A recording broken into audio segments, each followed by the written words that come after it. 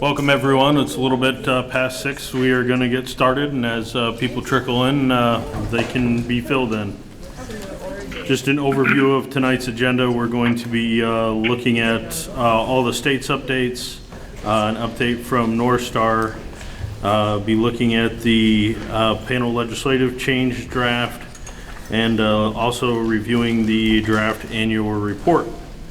Does anybody have any amendments to the agenda tonight?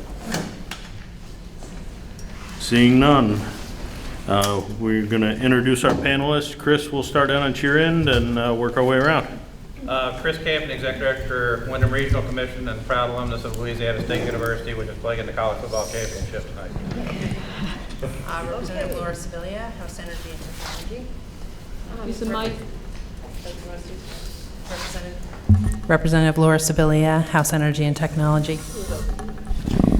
Representative Sarah Coffey, and I'm here at the appointment of the Speaker of the House. Emily Davis, citizen appointee, Senator Pro Tem Tim Ash. Lissa Weinman, citizen appointee from Tim Ash also. Bob Leach, governor's appointee.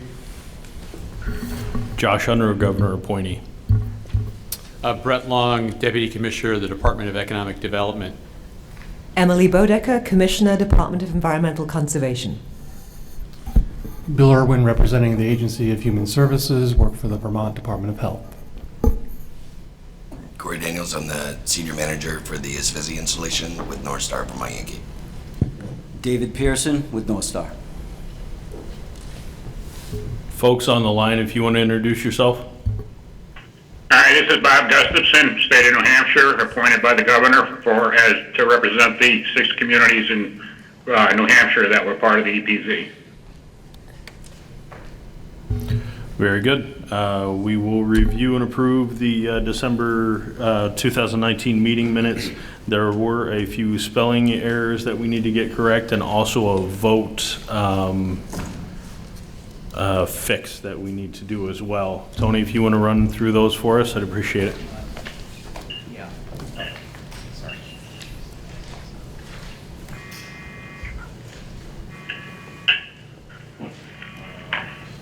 I think this has gone dead on me. No. Okay. There's 2.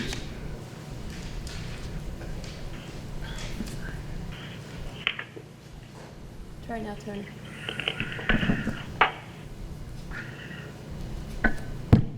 There we go, finally. The original configuration. Okay, so on page 6, we have 2 typos. And these are both on line 41. There's an is towards the end of the line that should be an R, A-R-E. And then also, I don't think we need the on that same line, so I'm recommending that be deleted. That's pretty minor. On page 9, line 15, we have a reference to one of the Issues Committee meetings noted as being on June 24th. That was actually on July 24th, so that needs to be corrected. And then the significant one on page 10, lines 13 and 14, in one of the votes, we had originally listed that Corey Daniels and Emily Davis voted yes, when in fact on those votes they had abstained. I think, Tony, there was another vote that I abstained. It was the October meeting minutes.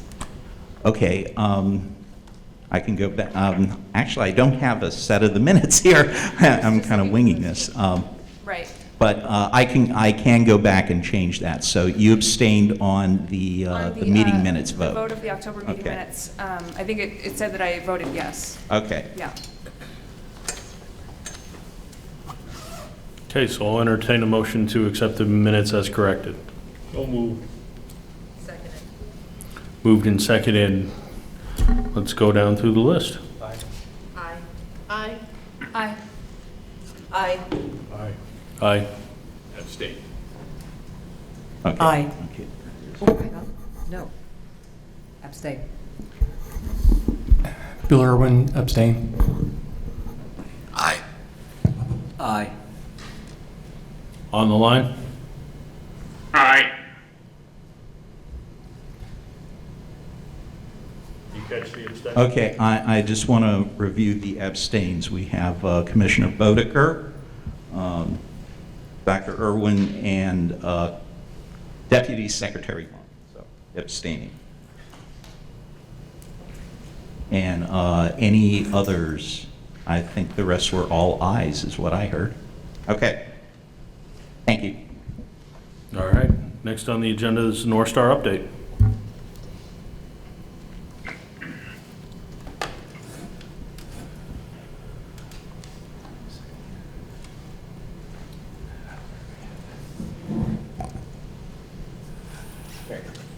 All right, good evening and Happy New Year.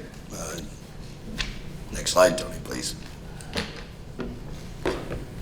So this slide will be a repeat, and you'll see it with a few different photos that was taken out the window when it was still cold out, which clearly that will change from day to day.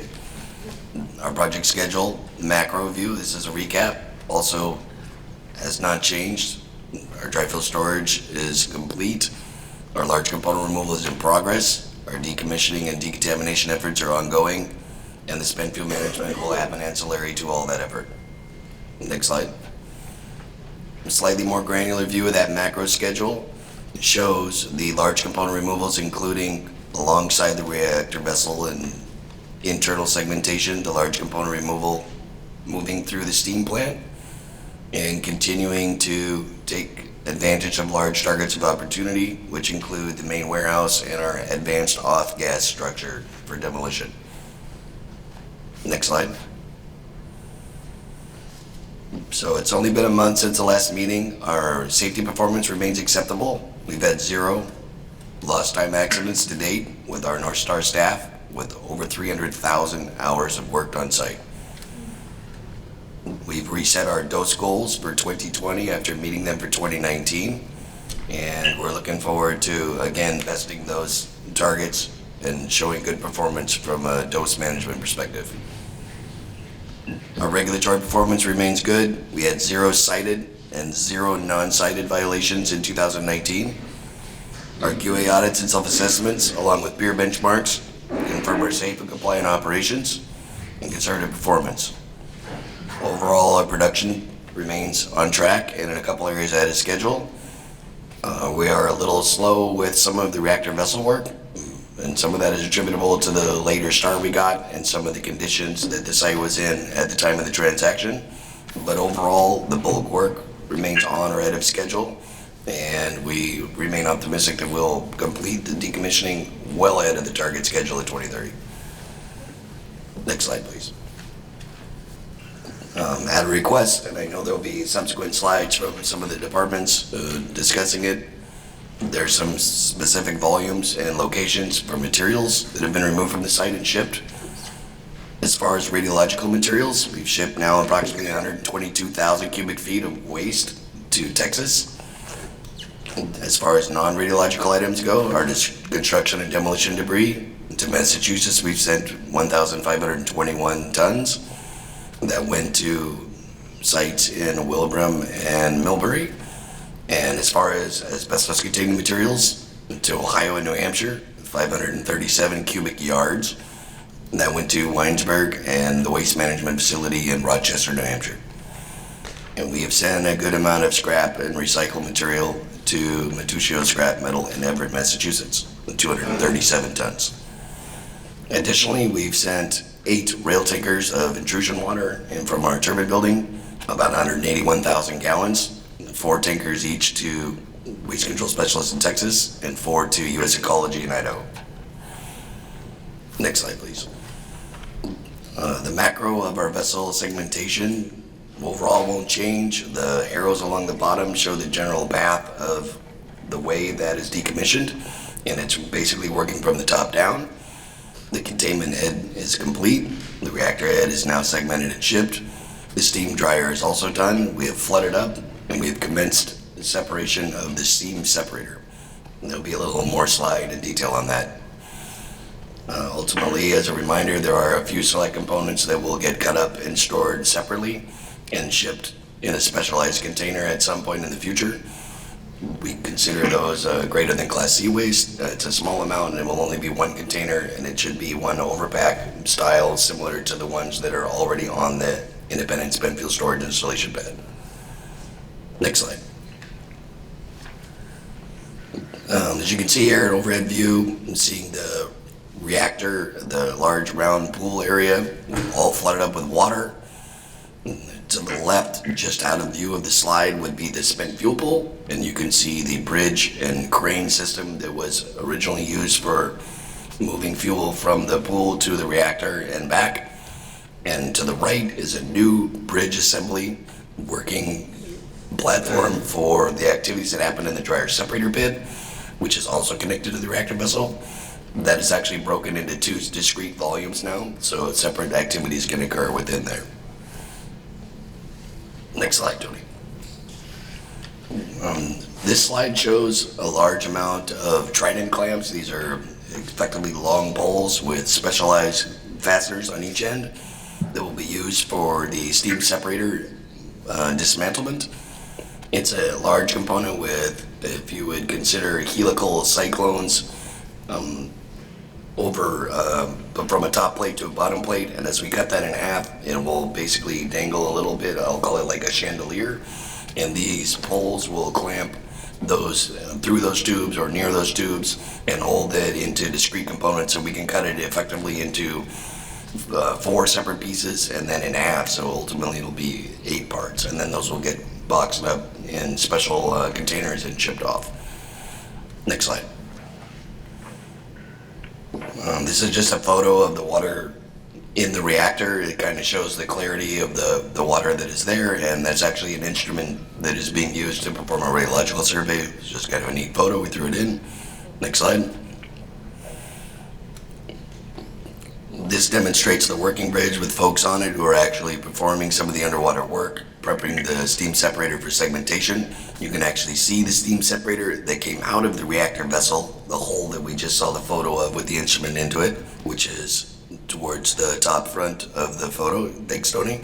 And it's been lifted up and slid back into the first half of the dryer separator bed. You can see the wall separating in the backside there. There's actually another working space behind it.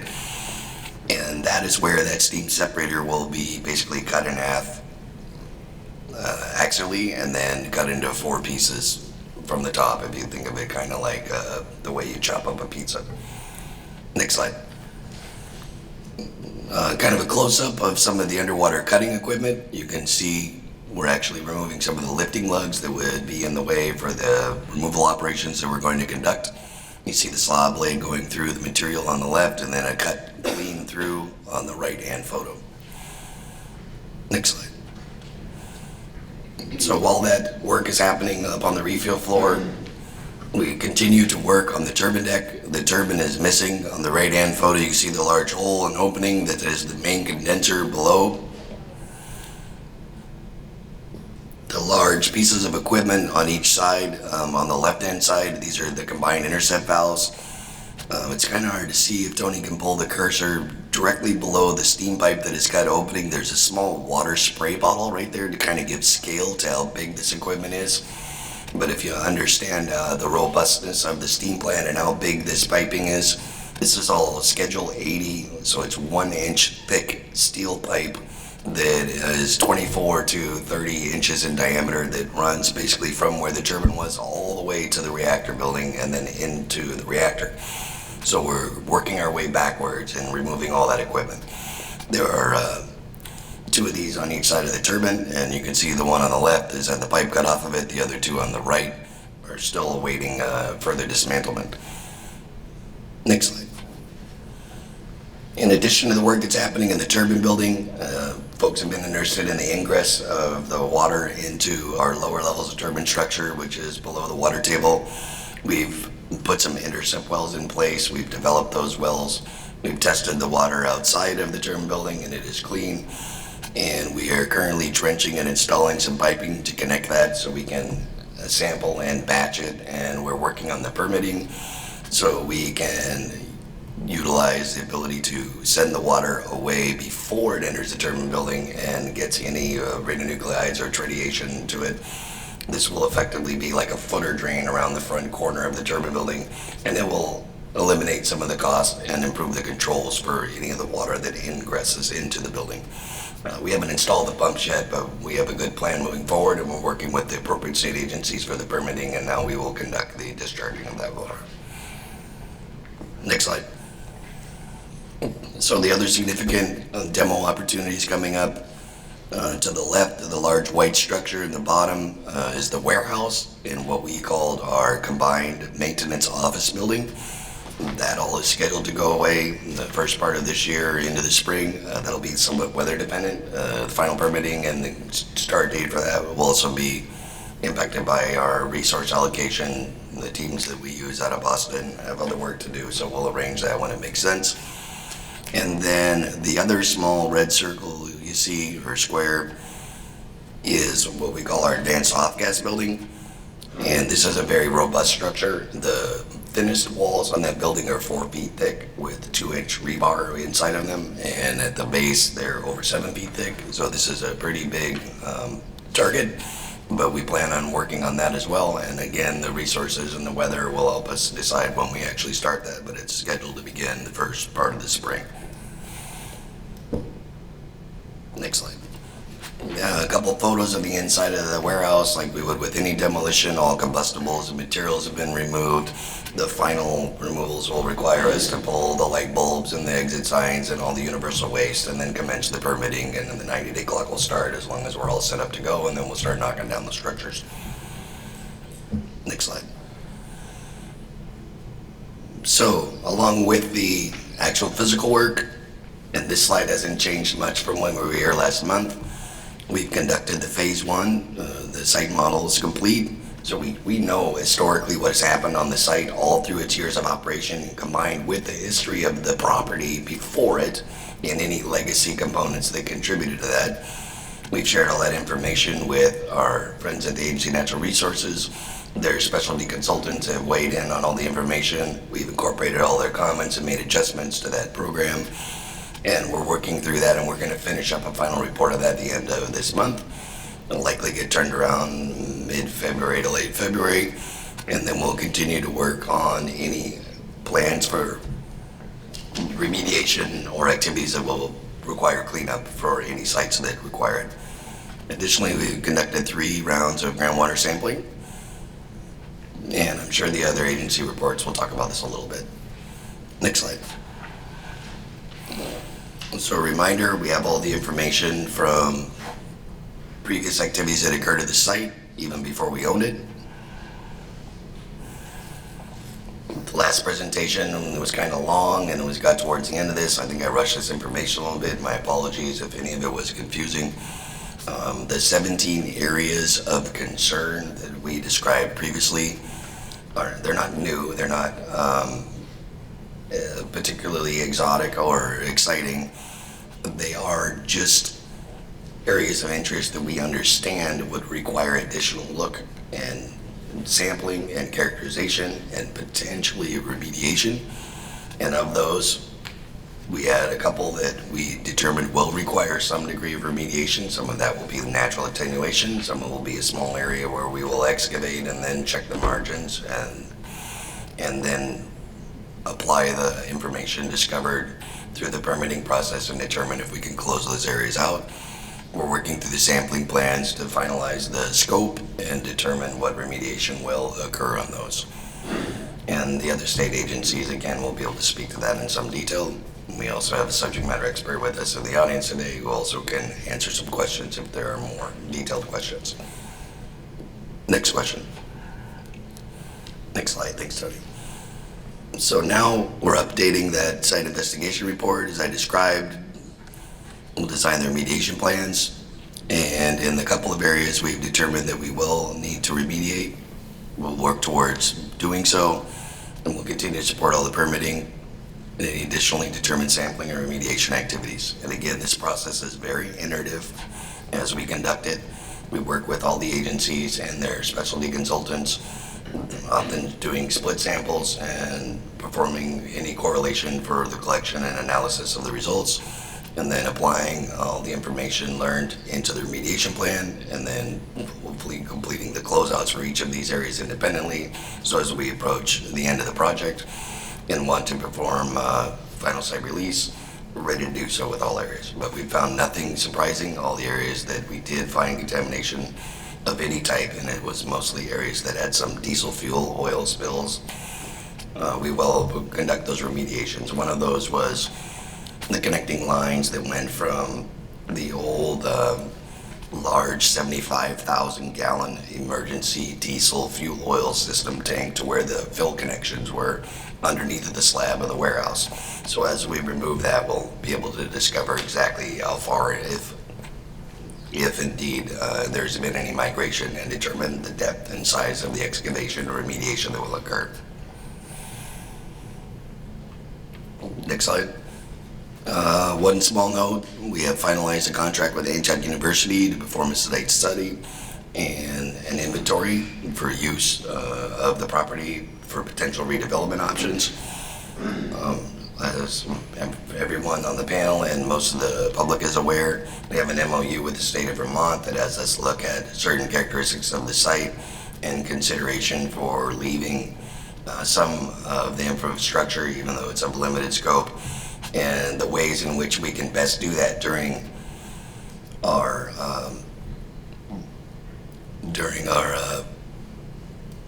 not redevelopment, but our remediation of the site will let us leave it in the best condition efficiently, so future redevelopment can take advantage of that infrastructure in the best manner possible. We've also been in discussion with the Friends of Vernon. We have another meeting with them on Thursday. They've recently been bequeathed the Governor House from Entergy.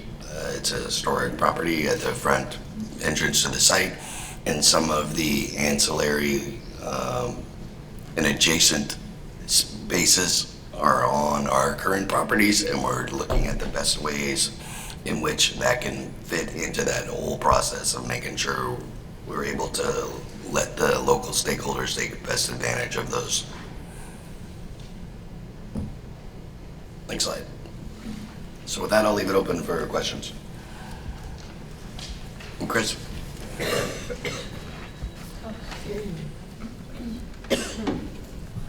Corey, I know you guys have a stormwater permit for the site and prep in the works.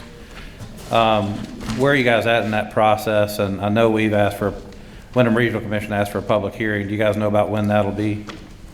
We're looking at submitting some of the paperwork on Wednesday for the permitting for the intercept wells, and then there'll be public notice associated with it following that, Chris. Does that answer your question? Yeah. I guess I thought the stormwater permit was for the whole site more than just the wells. There is a stormwater permit that's for the whole site. And you don't have that permit yet, right? Yes, we've had a stormwater permit for the whole site the whole time it's been in operation. Have you petitioned for a new one though? There'll be one for the discharge of the intercepted water with the intercept wells, and that will be separate.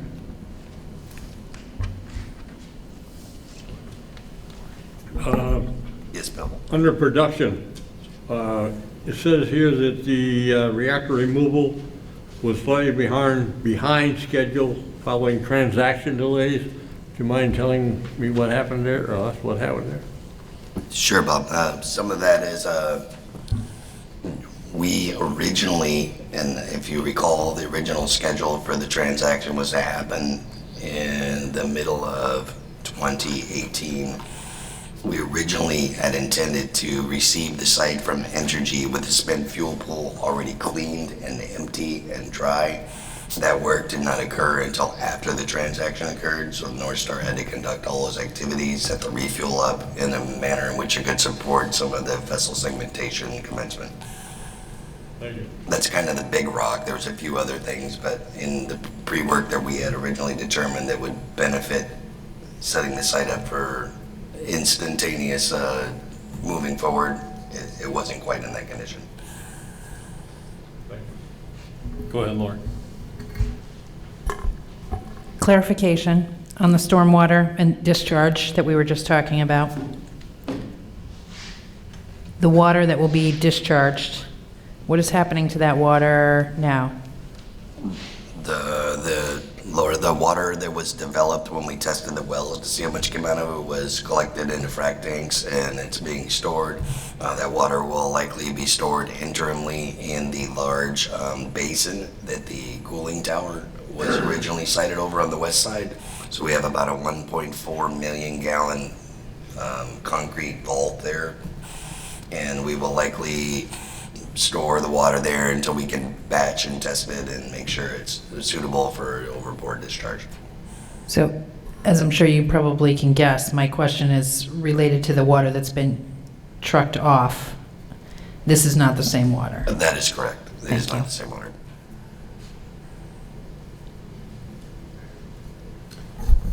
Yes, thank you. I have a couple of questions. The first is about the demolition of the advanced off-gas building. If I recall, that building has below-grade space. Is that correct? That is correct. And I think that this may be the first of your structures to be demolished that does go below grade. Is that correct also? That is correct. And this is also the area where there was a condensate leak, and it was discovered in 2009 and then mitigated over the 2010 timeframe. And it is a building that goes to, I assume, bedrock for its foundation. And the question I have is, are you planning to do some exploration of the space up gradient of that building up against the foundation to see if there are any reservoirs of water that have collected? Because that's been the source at other sites of reservoirs of contaminated water. And it would be, it seemed prudent, and it wouldn't surprise me if it's in your plans, to evaluate that before you actually started to remove that wall, which functions as a dam to prevent the down gradient flow of water into the river. Am I correct in those assumptions, and are those a part of your plans? Bill, you are correct in those assumptions. We also have sentinel wells that are located up gradient of that structure as well as down gradient of that structure, quite a few of them actually. And we've been monitoring that, the information that is there for quite some time. The source term that was originally available from that leak has diminished as expected to very low levels, but we will continue to do so. It's part of our regular quarterly sampling. Great, appreciate that. And the second question is about the non-radiological areas of concern. I think it's really benefit to the panel that you have presented both in December and again tonight your definition of these areas. Specifically in December, you actually had maps that showed each of those. And I understand from my previous review of the preliminary site assessment that was negotiated among the parties back in the early stages after the plant shutdown, that the preliminary site assessment also came up with radiological areas of concern. Are you able to present the same sort of map of those radiological areas of concern and then give some sort of status as to the nature of those and what plans there are? Because I think it would benefit the panel to see both the non-rad side as well as the radiological side, which obviously for nuclear power plants becomes more problematic oftentimes than the non-radiological characteristics. I can certainly look to update future presentations to include that information. We're not prepared to speak to it right now, but what I did describe at the last meeting was the initial assessment that we did on the site. With the instrumentation, we were able to drive around and take over 1.3 million discrete samples. We found 2 locations that were both explained as not areas of concern. One was a toolbox that we just had not recognized where it was, and we understood what it was. It was properly labeled and marked, and we just picked up, I'll call it a false positive reading that we had to validate what it was. And the other one was from the operations that were occurring right in front of the turbine loading bay, the little bit of shine that comes out of the building from the radiological materials that were in there.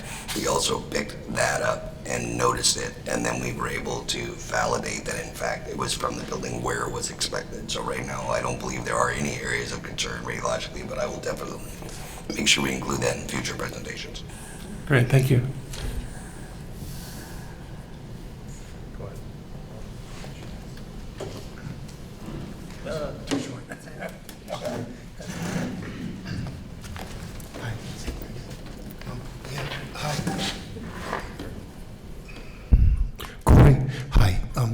Just back to the non-radiological areas of concern.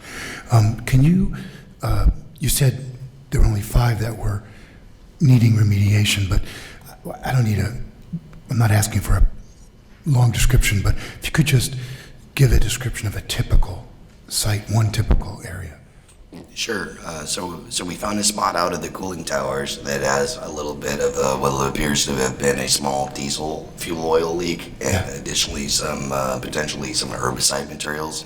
It's a small location. It would likely be no more than a 10 by 10 foot area that we would likely remediate down to about 18 inches. A typical remediation effort would be we would excavate the soil.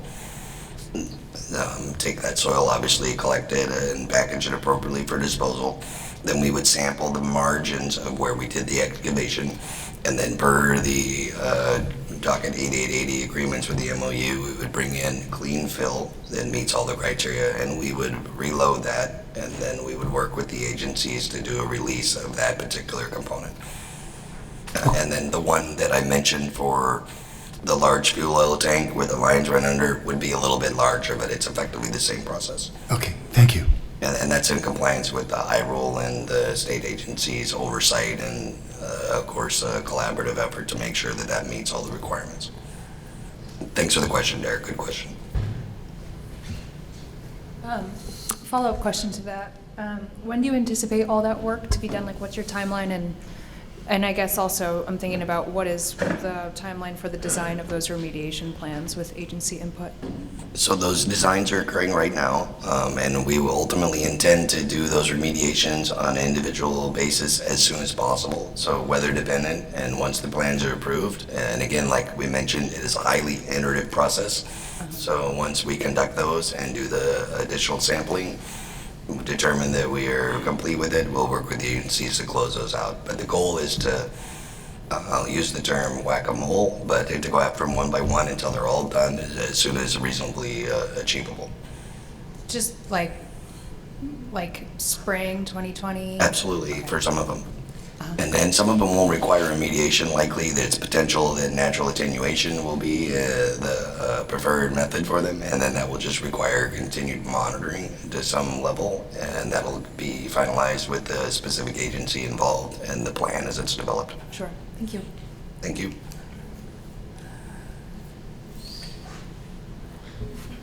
All right, I don't see any more questions for NorthStar. Let's move on to A&R for their update. Good evening. So as I think you're all very familiar with, the Department of Environmental Conservation's responsibility is for the non-RAD elements here on the site. And if you go to the first slide, Tony, this just overall is the timeline that we've been on. And so as has been mentioned in the NorthStar update, by the end of January is when we're expecting the results and the report from the supplemental site investigation. And as Corey mentioned, this was additional investigation that was required based on the first site assessment and the identification of areas of concern. The questions that Emily Davis was asking about each of those individual AOCs and where cleanup is required, that will be the step following when we have the full site investigation report that comes in at the end of the month. Each one of those will have its own plan and will be governed by the I rule. And the I rule is our kind of short way of saying the one rule that rules them all related to any hazardous site cleanup in the state. So this site will be held to the same standards and will follow the same cleanup process that any of our hazardous sites in Vermont goes through. Next slide, please, Tony. So of those AOCs that were identified, there were a number where we wanted to do some initial analysis. You can see the list here, Site 3, 5, 7, and 8, the cooling towers, AOC 16, the rail line, and 17. And I want to just point out there, AOC, that is for the groundwater. So rather than it being a specific building or location where there have been a likelihood of spills of diesel or whatever it might be from past operation, this is looking at the groundwater underneath the site. And just want to point out here, as well as the petroleum byproducts, VOCs, TPH that we've looked at, we looked at metals and also PFAS here. That's a question that I believe has come up in relation to other PFAS concerns and testing that we're doing statewide. So if you go to the next slide, please, Tony. So there are 4 rounds, as noted with the dates here, 4 rounds of sampling that began in May 2019. Those results were included in that initial investigation report.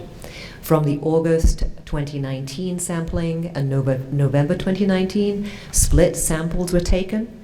So at times, DEC's engineer, Gerald Noyes, has been on site, and at other times, ATC, which is the contractor hired by the state to be additional expertise and additional eyes on the ground, has also been on site.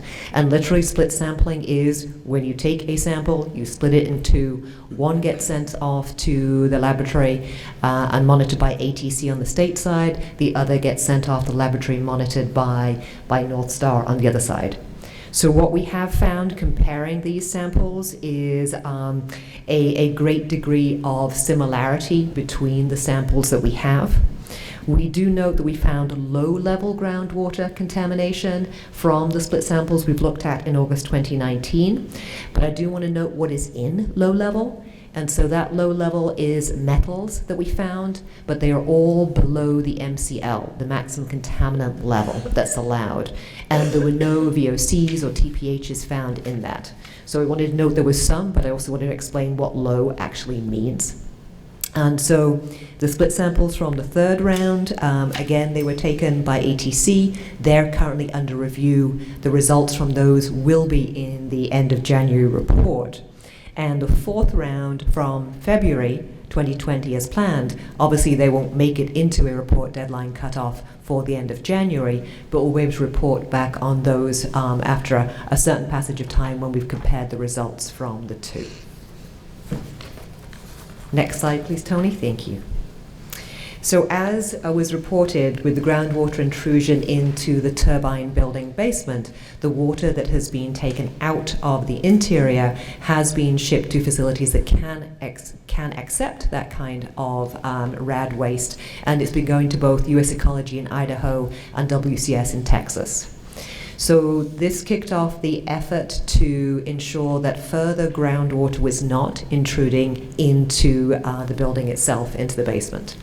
So where we are with this right now, Haley and Aldrich, on behalf of NorthStar, has submitted permit applications so that that groundwater that is collected, that is from the 3 wells, that's collected, that is sent through the discharge system, that's being held in the basin, as explained, that will be held there until we actually have a permit for the groundwater discharge.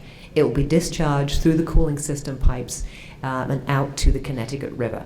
For that discharge to happen, then we need to ensure that while it tests today at drinking water standards, and while it tests today that there is no RAD component to that, we need to ensure that it is monitored and tested on a regular basis. The fact that it's being held in the basin before it's discharged enables this monitoring, so that if anything should change as other excavation or remediation occurs on site, that we can understand what's going on.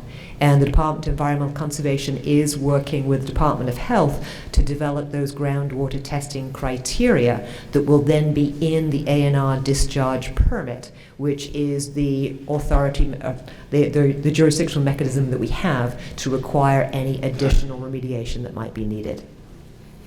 And just to reference back to the question that was asked about the stormwater permits as well, thank you for that. Then what is our typical practice is to wait until we actually have all of the permit materials in, so that we can review those permit materials. And then when we're confident we've got everything we need, at that point in time, when we issue a draft permitting decision, we can then notice the public meeting. And in past, not with this applicant in particular, but with past applicants, there can sometimes be an insufficient amount of information that's provided. So we make sure we've got all of that in hand and that we review for the draft permitting decision before we actually set the public meeting. So that is all in process at this point in time. And moving on to the next slide, Tony, about the asbestos abatement observation. So again, the state has contracted with ATC to provide additional expertise that the state does not happen to have on hand or utilize every day, and to have additional eyes on the ground. So the observation for the asbestos abatement has continued at the turbine building, the advanced off-gas building, and at the cooling towers when they were demolished. And a statewide asbestos review plan was conducted by ATC and Hillman, who's actually NorthStar's asbestos contractor. There have been a few situations where we have asked for additional samples. They have been collected and analyzed without any issues, with concurrence from NorthStar and their contractors. Next slide, please, Tony. And so these are the amounts of material that have been recovered and disposed of appropriately. Again, the non-RAD components. As you can see, it's quite substantial, and this was mentioned by Corey in NorthStar's presentation as well.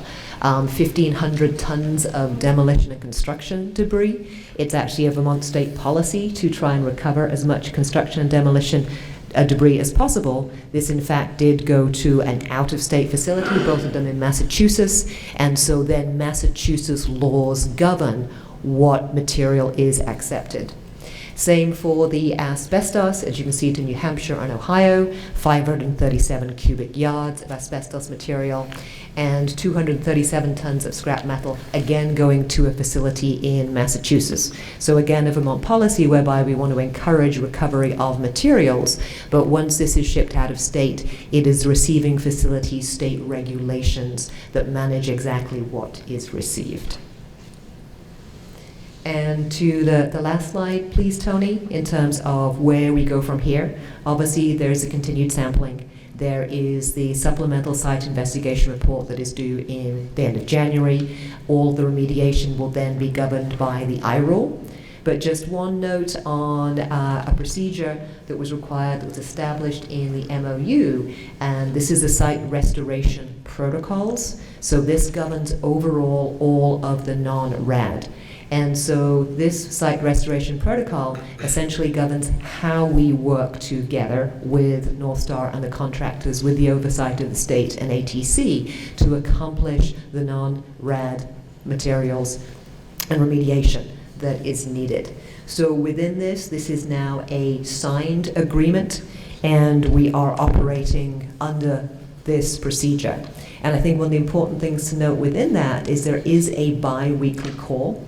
Things can change on a fairly rapid basis with a site of this kind of complexity. So we have a bi-weekly update with NorthStar and with their contractors. So as anything does change, if there are additional eyes on the ground that are needed, if we get sampling results, etc., that are back that need more attention, we are checking in on a bi-weekly basis. Thank you, and I'll leave that time for additional questions.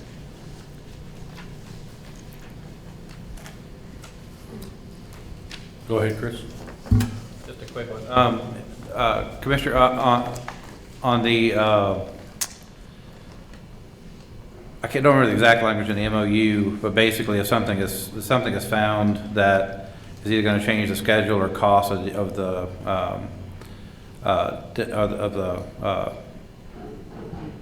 process, that's supposed to be, the state's supposed to be notified. So is this one of the vehicles by which the state could become aware of something that's going to be an issue in terms of money or time? Absolutely, yes. And so with a bi-weekly check-in, then it does enable kind of real-time adaptation as needed for the management of that.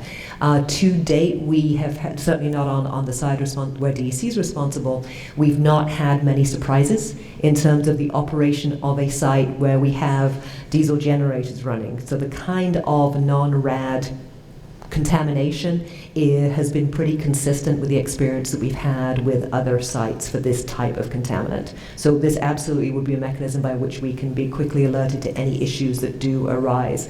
We'll certainly be keeping a very close eye on this, especially as any other deconstruction activities might start to disturb any of the site and disturb kind of below the surface level. So that's a point at which we want to make sure that we've got regular and very real-time communication.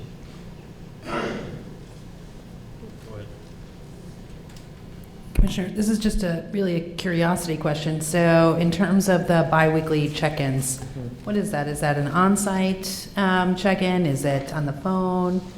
Approximately how long is it? Just what does that look like in general? That's a phone call. There are various site visits that are scheduled in and around these, so we certainly have regular eyes on site, or I'd say frequent rather than regular, like every single Tuesday. It's frequent. So this is an opportunity to check in. It's on the phone bi-weekly. On that phone, we have both the engineer who's assigned to the site, Gerald Noyes. We have other of our site's management staff as needed. For example, if there are concerns about PFAS, we bring in one of the PFAS experts. We also have on the phone Chuck Schur, who is the director of the division. And we also have Jordan Gonder from the legal team, who actually was working on the MOU and the protocols. So we can have an engineer at the staff level, management oversight, and legal staff who are reviewing what information comes in. And in addition, there are the times that staff from DEC are on site and the ATC is on site, and then ATC is obviously communicating with us directly outside of these bi-weekly meetings with anything that they're observing.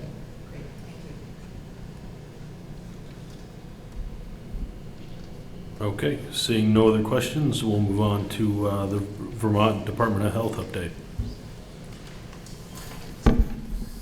Yes, thank you. I'll wait for Tony to get the slide up. If you could put that on presentation, that'd be great. Yeah, if I can get this to work. Slideshow? Top middle, slideshow? It's a word. Okay, I'm sorry, I'm just not seeing it right now. I have the wrong slide. The very top middle. Oh, got it. Okay. Yeah, sorry about that. From beginning? There we go. Great. With all that, I only have a picture of the site, which I thought was interesting because it is a picture of a photo of the site that is more current. Most of the images you see on the internet are old images. This is fairly recent. I don't know exactly how this came about. It was not me, just so that folks know that. Next slide, please. So we are working with our state partners to oversee the decommissioning and have been since Entergy announced the expected shutdown of the plant in 2013. And the twice monthly, actually 2 to 3 times monthly calls that Commissioner Boddicker mentioned were a part of those calls at the health department. In addition, there are other meetings that are held of the various agencies of the state each month. So there are numerous meetings throughout each month. And we also do conduct site inspections. I conducted one today and just last week, and they're very helpful to be able to see some of these things that you're seeing photographic images of. We also are reviewing all of the reports and schedules that are generated by NorthStar and its contractors. We do independent monitoring of the environment. We have since before the plant actually started operations. We were collecting air samples, water samples, and direct gamma readings to establish background in the very early 70s, and then after startup in 72 until still today, we collect these environmental samples, and you can see those results at the website that is shown there in that URL. We also maintain radiological emergency capabilities for the state. Our state hazmat team, the Vermont Hazardous Materials Response Team, trains twice a year with exercises here in the local area where they simulate either a transportation accident or a fire that might occur that could create concern among residents as well as others that there was contamination that had left the site. And so we maintain our readiness to respond to those kinds of incidents. And we track radioactive waste shipments with the assistance of the shipping department here at Vermont Yankee. Our environmental surveillance is extensive. We collect water, air, milk, and direct gamma radiation measurements. Most of our samples are off-site currently. Primarily, we're looking at the gamma radiation at the property boundary. We also have extensive monitoring at at Vernon Elementary School. We have air sampler. We have multiple dosimeters. We have an online or a constantly on radiation detector in the principal's office. And we also do 2 of the local farms, the Blodgett Farm, the Miller Farm. And we sample the Connecticut River upstream and downstream for water. And we sample private wells near the site, and we sample Brattleboro drinking water. We also do get some on-site samples that contractors at VY have over the years provided us samples of sediments, fish, and we have also been getting groundwater samples from wells. There are 4 wells that we've consistently been getting samples from in a leach field spreading area.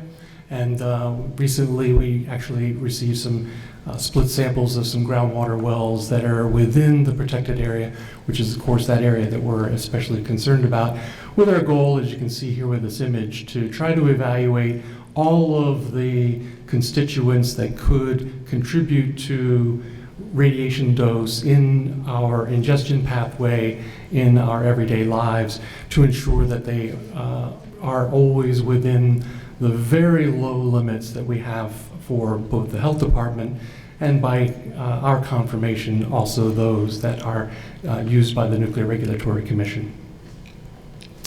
I mentioned that we track radioactive material shipments, and this is a graph of those shipments over the year 2019.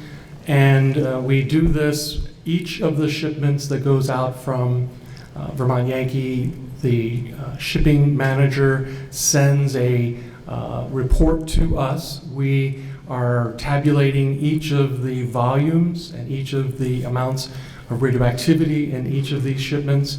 And we also notify all of the law enforcement agencies so that if there were some sort of incident on the roads or elsewhere, or they stopped a vehicle and it had radioactive materials as a part of its bill of lading, they would be expecting these shipments. We do this with all of the entities that transport radioactive materials through the states, and Vermont Yankee has consistently done this over the years.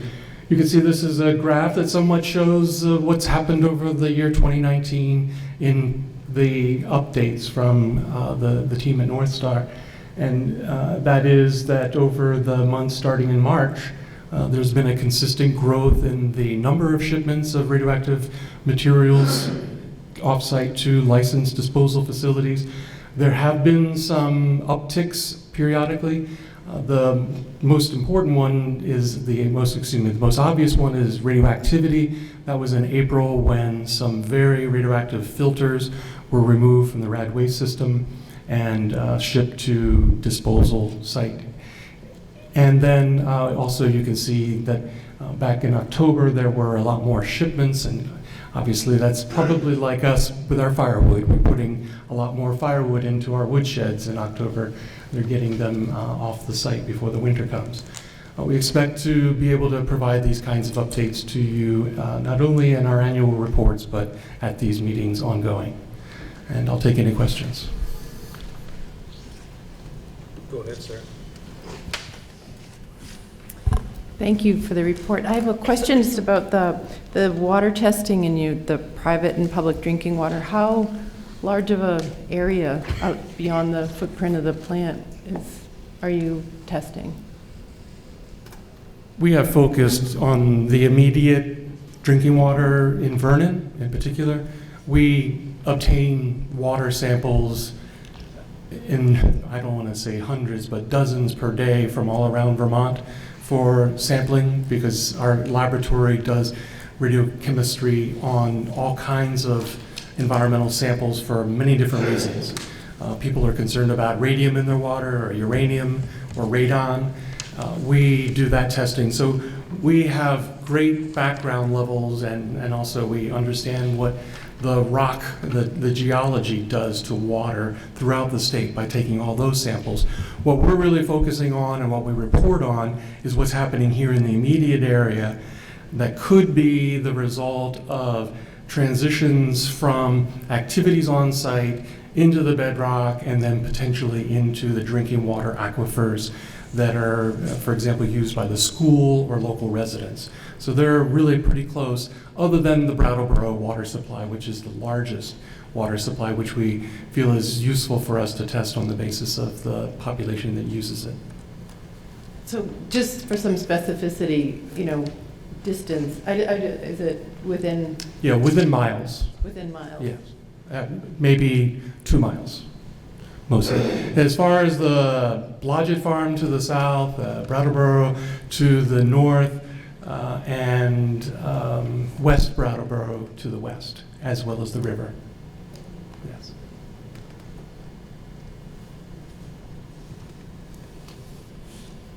Okay. Let's move on to the Public Service Department update, please.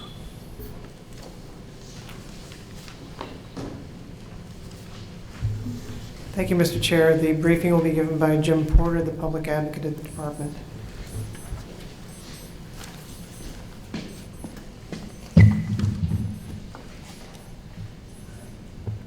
Thank you.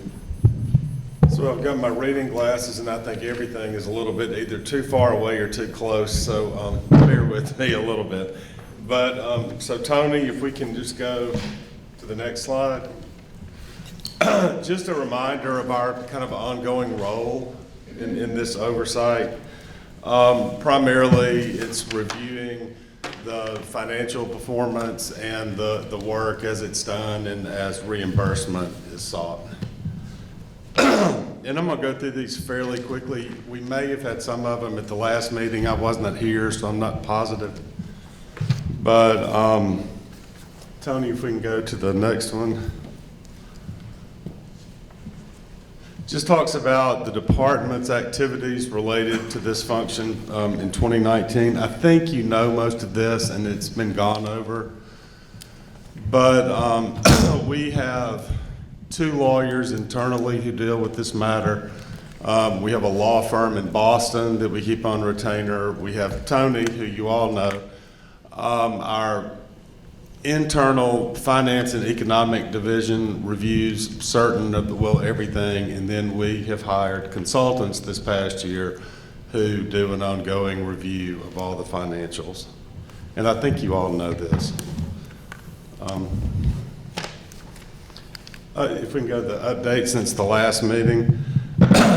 Not too much. One thing, we did have a site visit with our technical consultants in late December. And then Representative Sibilia submitted some questions to the department, and a letter was sent to her and I think to all of you, but we were also going to deal with some of those responses in this slide presentation.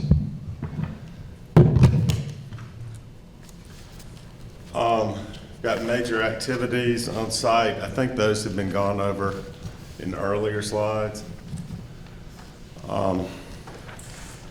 Financial updates, the trust balances, and then the next one is disbursements from NDT. The next one, disbursements from SRT. Kind of financial status of the project is the next one, with some little pie charts.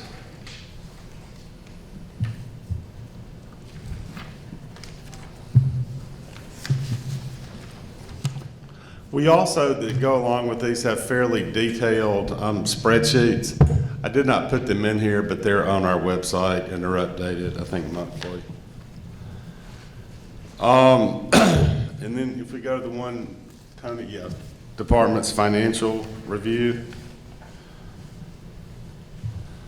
Are you interested in you just want to look this over and see if you have any questions about?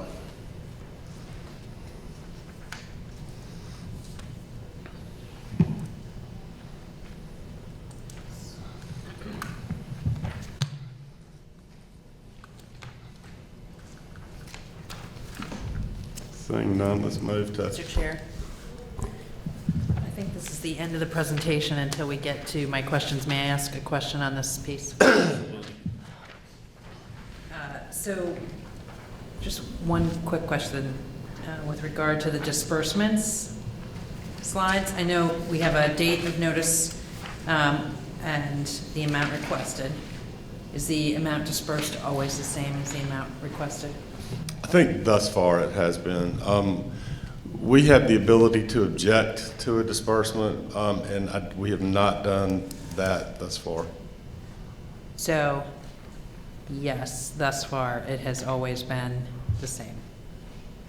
The amount requested has always been the amount dispersed thus far. Okay. That's my question. Thank you.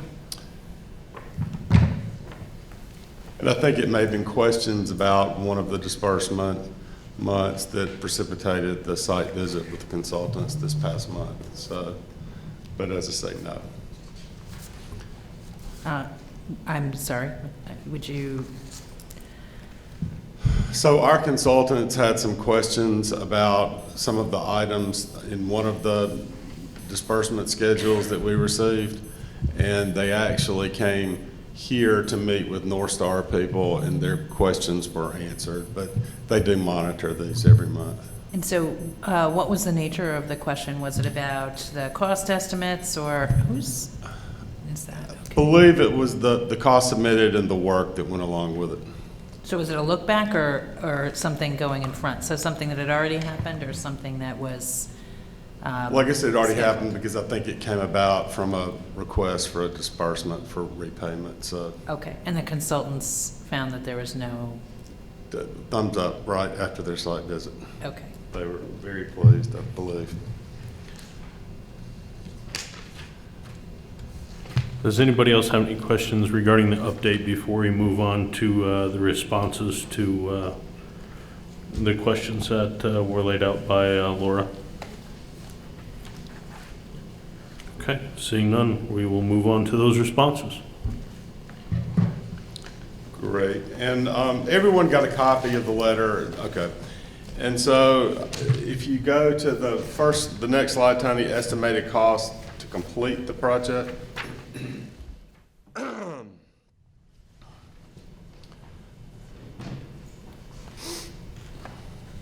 So, and this indicates, this was based upon the record that was before the Public Utility Commission when this transaction was approved.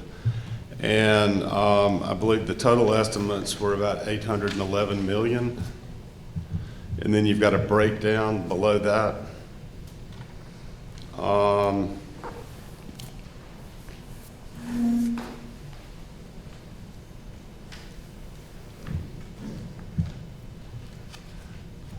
Any questions about this?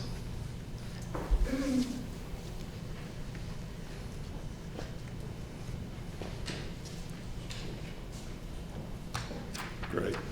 So if you go to the next, I think one of the questions was, is there uncertainty built into the estimated cost?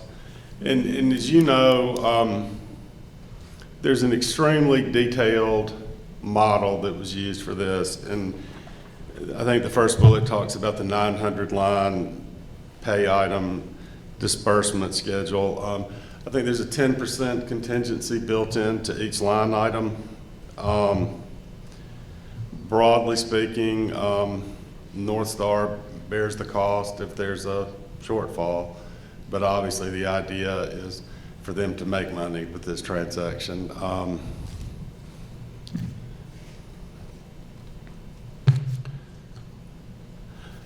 The next slide really goes to kind of what was about 90% of the context of the transaction that was before the PUC. And it was, I think, fairly early on, the parties believed that NorthStar had the expertise to do this. The question was, did they have the financial wherewithal? And there was much work done with financial assurances and essentially everything that could be thought of that could reasonably put together to ensure that the funds would be there to complete the decommissioning. And then this has, I'm sorry, I really can't see, but this has bullets of the various components of the financial assurance package.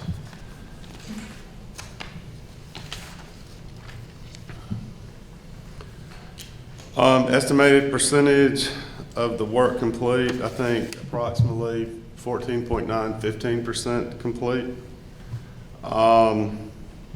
Current schedule, looking to the end of January in 2027. March 31st of each year is kind of a big reporting date, kind of, you know, the yearly reports of various things. This will be the first complete year that will be analyzed and put together. So I think that piece will have a lot more information on that at the May meeting.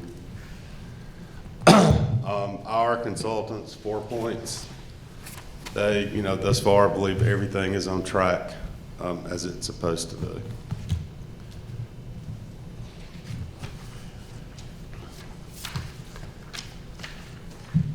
I think one of Representative Sevilla's questions was, what happens if there's a surplus when all the work is done?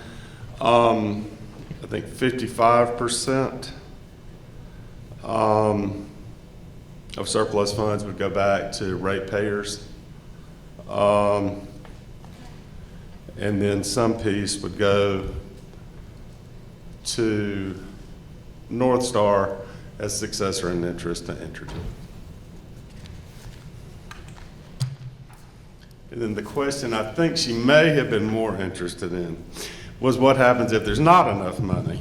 And that, as I think the commissioner wrote very nicely in her letter, truthfully, nobody knows. To some extent, again, every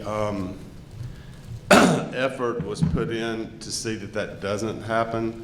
And with the various monitoring, I certainly think, or the idea is that if something was not going according to schedule or that was of concern, that we would see it, you know, long before it became a problem. In some scenarios, as the letter says, it could be go back to safe store, which we all remember that. But there are many scenarios, and it's a little bit hard to answer.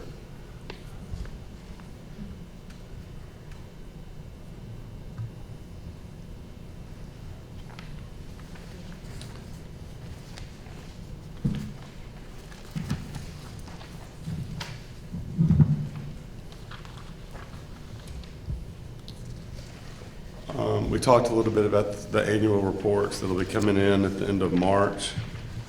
Excuse me.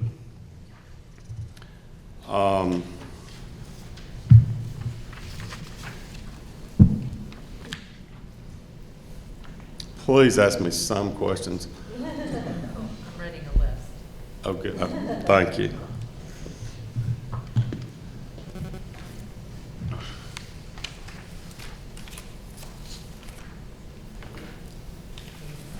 Are you done? If you're ready with your list, I think Sorry. he's ready. Okay, sorry. Thanks. Excuse me. And they're not, I don't think they're anything, thank you. This is a helpful report. I appreciate the care and attention that went into the letter, and I think the explanations were really helpful. Great. A few questions. I heard you say that with regard to the surplus, 55% would go back to the ratepayers, and some piece would go back to NorthStar. That's a fairly imprecise. 40. I think it's 45. Okay, thank you. I was having trouble deducting 55% from 100, but I think it's 45. Okay. And with regard to the. Can I just a follow-up to that? Sure. Real quick? Just for the right? watching public, could you just briefly describe what the Vermont Yankee Nuclear Power Corporation is? Because since we have a shutdown plant, people may wonder, well, why does that thing still exist and what is it? And why is only 55% going to Green Mountain Power Corporation? So the 55% to Green Mountain is most of you know, the plant was originally owned by our electric utilities. We had Central Vermont Public Service and Green Mountain Power each owned a piece. When Green Mountain Power acquired or merged with CVPS, you know, those entities became one, and that was a larger percentage. Does that help? Okay.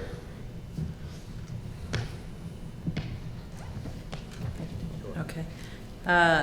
With regard to the now the annual reports that are coming in March, these are really an analysis of the financials, what was said and what is happening. Is that right?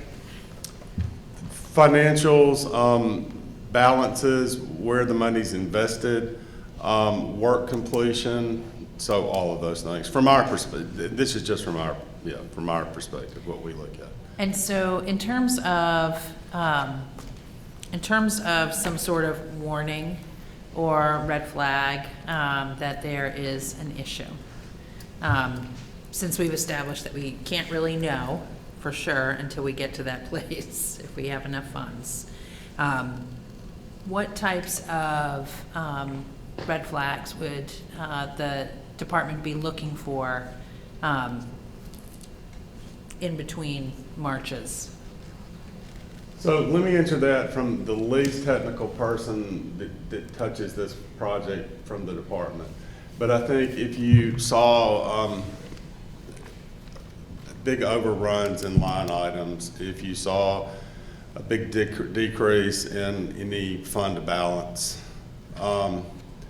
anything, as I say, and the experts, there's so much information and it's so granular that I think they're able to monthly kind of look at the work, how it's being done, is the work value of the so I think you would start to see something financially fairly soon. So from my perspective, that's the type thing they would see. If NorthStar, not NorthStar, 4 Points were here, I'm sure they could give you a lot better detail as to what they might see. If I could offer something on that point. We will be getting these reports March 31, as the presentation shows, and the department is happy to look into having 4 Points attend in May, I think it is, to take your questions at that time. And that would be an excellent question to ask them from a technical perspective.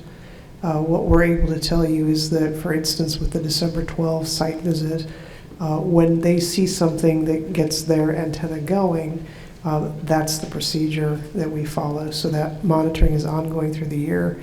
And then again in May, once the comprehensive reporting is complete, we're happy to make them available for your questioning.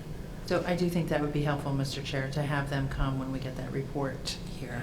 And Laura, and then there's also the MOU with that Right. Emily was talking about. You're pointing, and that makes me nervous, Chris. Sorry. No. No. But what Commissioner Bodeker was talking about, that's another opportunity to catch something. Yeah. So. Oh, yeah, and I should have said, I'm really talking about the money, and of course, you've got the whole A&R contingency, and they're on site doing visits, they have their own consultants. So I'm really just was talking from the financial perspective. We're also, in trying to answer your very appropriate question, we are dealing with hypotheticals. So I would offer this one to you. Let's say, for instance, that with A&R's work, an unanticipated environmental attribute is discovered that materially alters some of the financial assumptions that have gone into planning this decommissioning. So that would be a noted or a material event.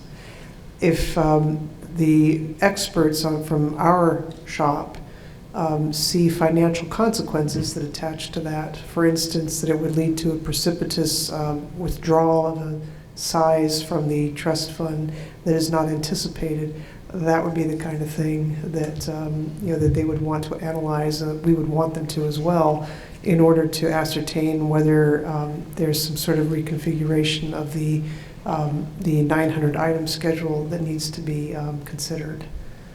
If that helps you. That does help.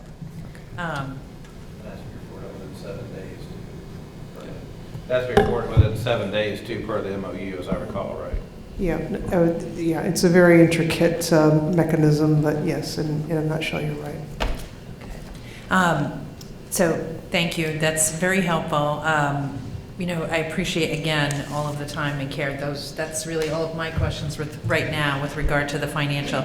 And what I have learned through this process is how important and necessary it is to continue to have these public opportunities to understand how we're progressing.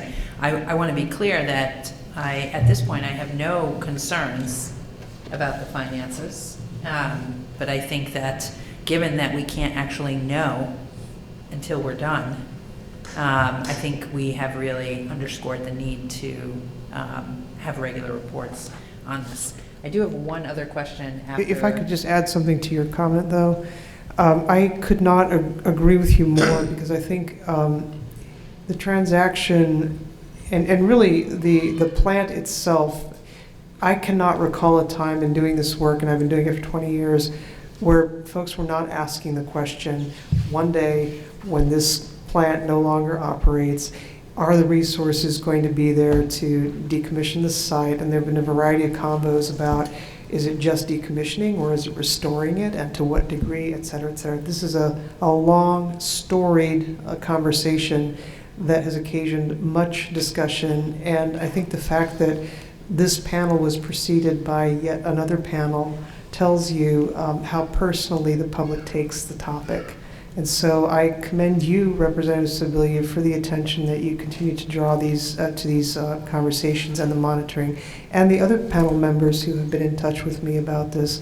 And I can assure you that the department is fully vested in not just reporting to you as we did in the letter, but also committed to this public forum. I mean, this is very Vermont, and it's something that catches the eye across the nation, really, as other states start looking at these processes as well.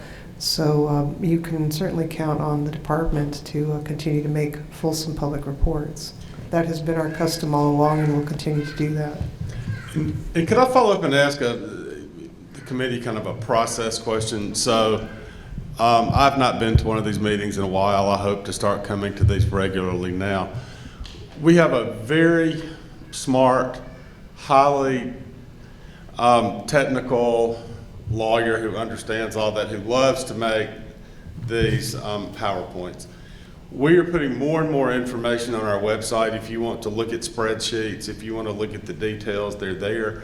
What do you like in the way of slides? Those of you who know me, I'm a little more colloquial. I'm a little more interested in, do you have questions? Is there something bad going on? What are you guys doing on a monthly basis? Do you enjoy the technical piece of the slides or a little bit more of a narrative for these? Well, I'll think about it.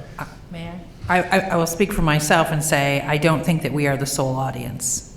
So I think that that's something to take into consideration. And I would just like to add that this is great. And in addition to your website, I feel like the NDCAP panel in and of itself is the primary way for the public to engage with all of this material. So in these slides, if there are links to some of that technical reports that might be buried in your site, I know that there's a lot of care. I've dug in there and there's a lot of information there, but this is yet just another way. This is the mechanism, I think, that the public gets it, because we get through BCTV and there are all sorts of links. So I appreciate you asking the question. Could I follow up on that? As a matter of curiosity, Mr. Chair, if you don't mind, because I'm mindful of our time tonight, did you find it difficult to find the materials on the website? Not most of the time.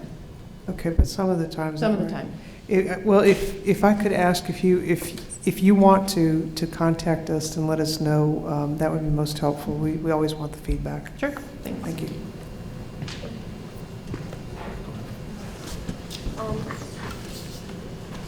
This might not be a question you can answer. There might be someone else that can answer, but it's not on.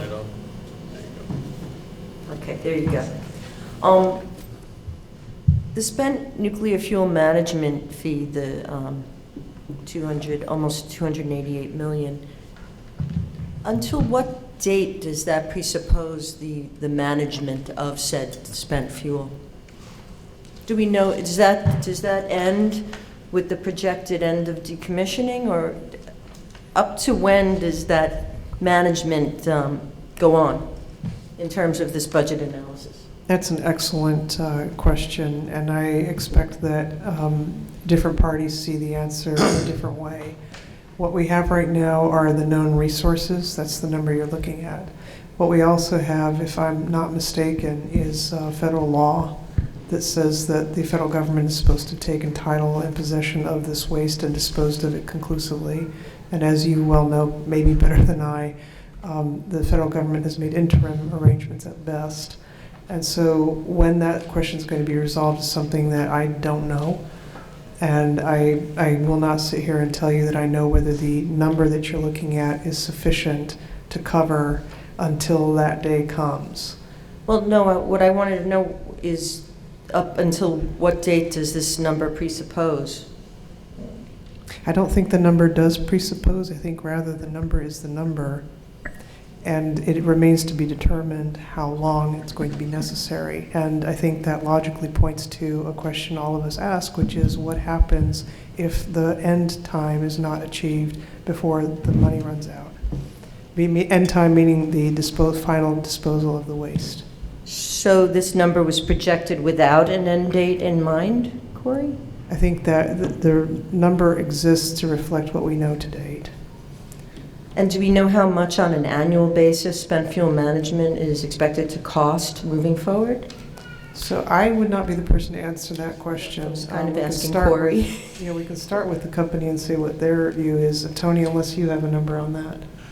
Well, to answer the first part of the question, I don't remember the exact date for the spent fuel management, but the projection, if I recall correctly, and I think Corey or David can correct this, is out through the end of what was originally the safe store period. So we're talking to approximately the 2060s at this point, but Corey's going to update this. I can shed just a little light on that. So that number, I believe, was generated with the original projections, and it was an estimate that the DOE would be able to execute on its commitment to retrieve the spent fuel by 2052. So the original numbers were That's built what I was out looking for that. Okay. We We cannot give you an exact number for the year-to-year costs, but that's a great question, and what I can share with you is the historical average for the last few years in the New England region, considering the other independent spent fuel storage installations that exist, at around $9 million a year. Yeah, I had thought it was 10, but, okay. Well, that's interesting. One last question, may I? My understanding is that the decommissioning of Vermont Yankee is the largest industrial project currently at play in the state of Vermont. Is that correct? And if so, what's the next largest? That's a good question. I don't know. And frankly, I don't think either one of us is in a position to answer that question. I don't know what the definition of industrial is, and there are limits to what the department can responsibly say on something like that. Okay. Well, if anybody Is gets that any okay? information on 'Cause that, I'd be interested to know. I'm seeing looks down the panel, so. Well, I wonder if that's a question for Commissioner Bodecker. Is it more of a cleanup question? Is that what you meant, Lissa? Yes. Well, just. Like an industrial cleanup?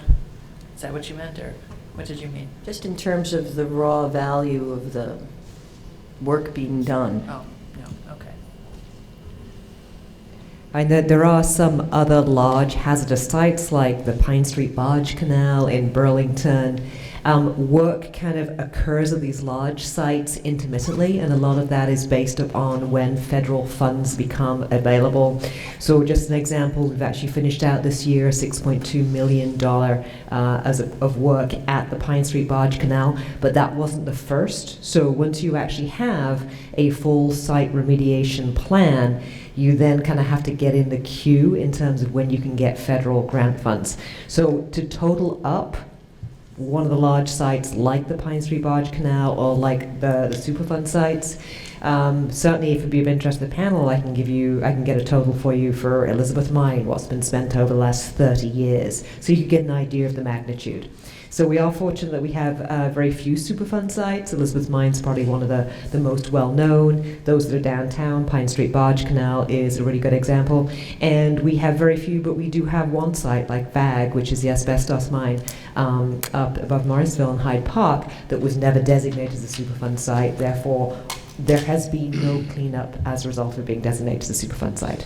So I can certainly get some examples for you so you can kind of put this work in context. This is, to the best of my knowledge, by far the largest and by a very substantial amount.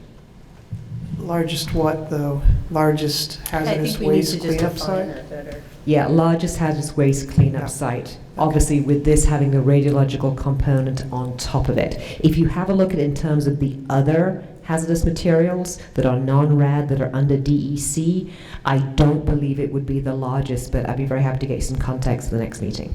No, it's not necessary. I'll look into it myself. Okay. Thank you.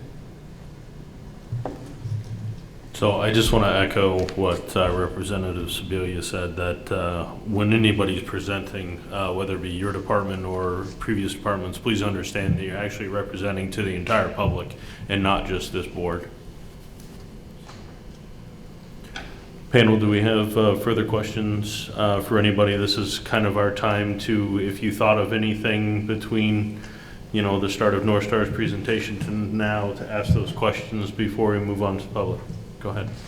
Of course, I have one more, but I think this is it, Mr. Chair. So with regard to the March reports that we're going to get, and I did speak to several of you today about this, would it be possible for us to get an overall update on the progress with the MOU? Not just the finances, but the MOU itself. Oh, yes, we would have, that's what we would plan as a matter of course, and I think that's a really good thing to keep doing. So. And I would like to just make sure that we are understanding each other. So for me, that would mean kind of walking through the MOU, and these things are, there's no issue with these things are done. Correct. Are there any confidentiality issues that would arise from kind of a progress update on the MOU? The way I would handle that is that we will report on everything that we can within the public sphere. Anything that's confidential, we would identify it as such and explain why it needs to be confidential. I don't think that will be the overwhelming bulk of it. It should be really minimal, but there is some confidential material, yes. There are aspects of that in the case. So, Mr. Chair, I would, given the number of reports that are coming in, I would ask that we maybe think about an interim meeting between now and May, or that we move up that May meeting. Thank you. If I could just add one thing to what you said, Representative Sibilia. With the number of reports that are coming in at the end of March, we anticipate that, certainly from our perspective, that our consultants will probably take a month to try to look and digest. So, thanks. And I mean this as respectfully as I can possibly say it. These reports are also going to be posted as soon as the department can put them out there. And we do need folks to read them and, process them so that the time spent here can be this kind of engaged discourse. And I appreciate your comments, Representative Coffey, about how this panel is the primary access for the public to assimilate the information and understand the information that we're sharing here. But I can't overstate the importance of actively engaging as well by going to our website if that is the interest that the public has, because a lot of resources are going into making that website user-friendly and comprehensive. It's a lot of information to digest, and I think we need to make our peace with that. Anyone else on the panel have any questions before I open it up to the public? Seeing none, we will take public questions now regarding the NorthStar and state reports.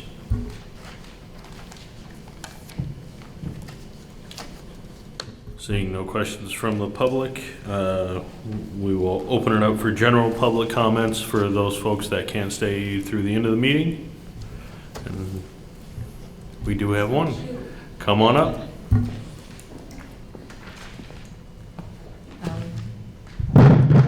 Hi, I'm Ann Darling. I live in East Hampton, Massachusetts. I used to live here for a very long time, raised my son here. I wanted to know if it sounds like there isn't, but is there a schedule of meetings of NDCAP for the next year, let's say? Is there a regular schedule? Mm-hmm. Yeah, May is our next meeting. We have not scheduled them out. What we typically do is schedule the following meeting based on our needs. As Representative Sibilia mentioned, there may be a time where we need to move up our meetings from, our normal 3 or 4 month schedule. So no, there is no exact schedule. It kind of depends on the needs of the panel. Okay. So I was notified of this. I'm on the list to get notifications, and I was notified on January 8th of this meeting. So it may have been in the minutes or something from the last meeting, but I didn't hear about it until a few days ago. And it is a tremendous amount of information to digest for people like me who have a full-time job and other things that we do. I'm probably not atypical for people who are, having a hard time keeping up with all of it. And I'm really interested in it. Not everyone is, I will admit. So I would, you may have met the qualification or the standard for noticing a public meeting, an open meeting, but that really isn't enough time to get people here, and there are very often very few people here, usually very few people here.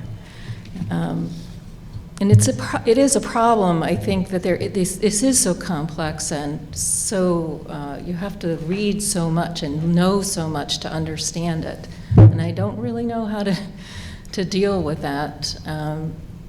But this is not what I would call real engagement of the public, because there's so few of us here. I know in the MOU it does talk about some form of public engagement. I see that NorthStar is working with the town of Vernon, which is fabulous. Absolutely should be working very closely. But beyond that,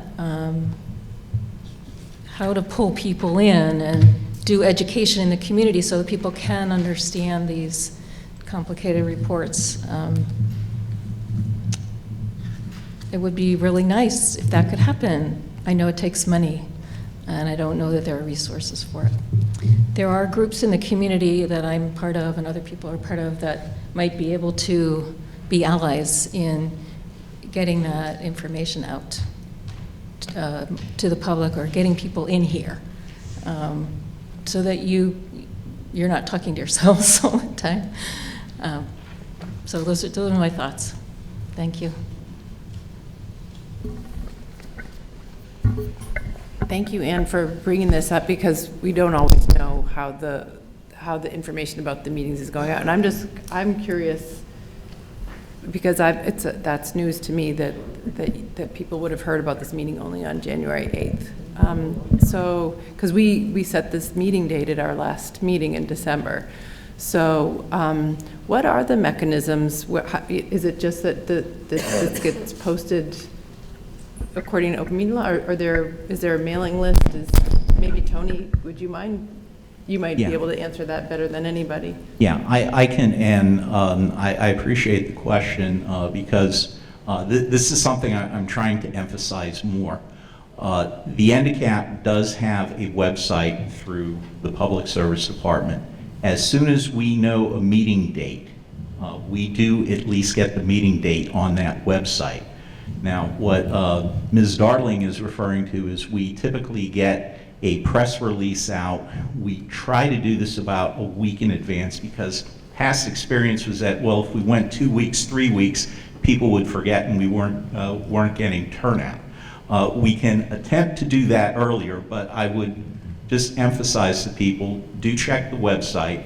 We keep it as up to date as possible. And that will always have what information we have available.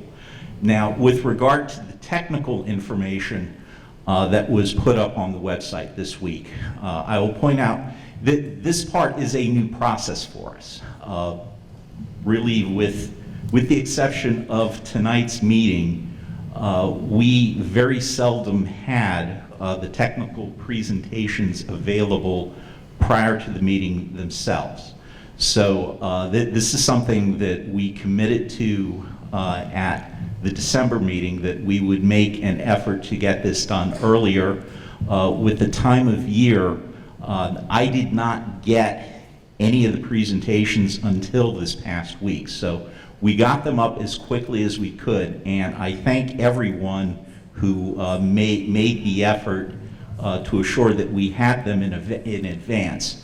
But I think with the next meeting being on May 4th, unless the panel decides to have one between now and then, we can push that effort a little bit earlier to assure that there is at least maybe draft presentations available, say a week or a week and a half prior to the meeting. But that will depend upon the individual authors of the presentations.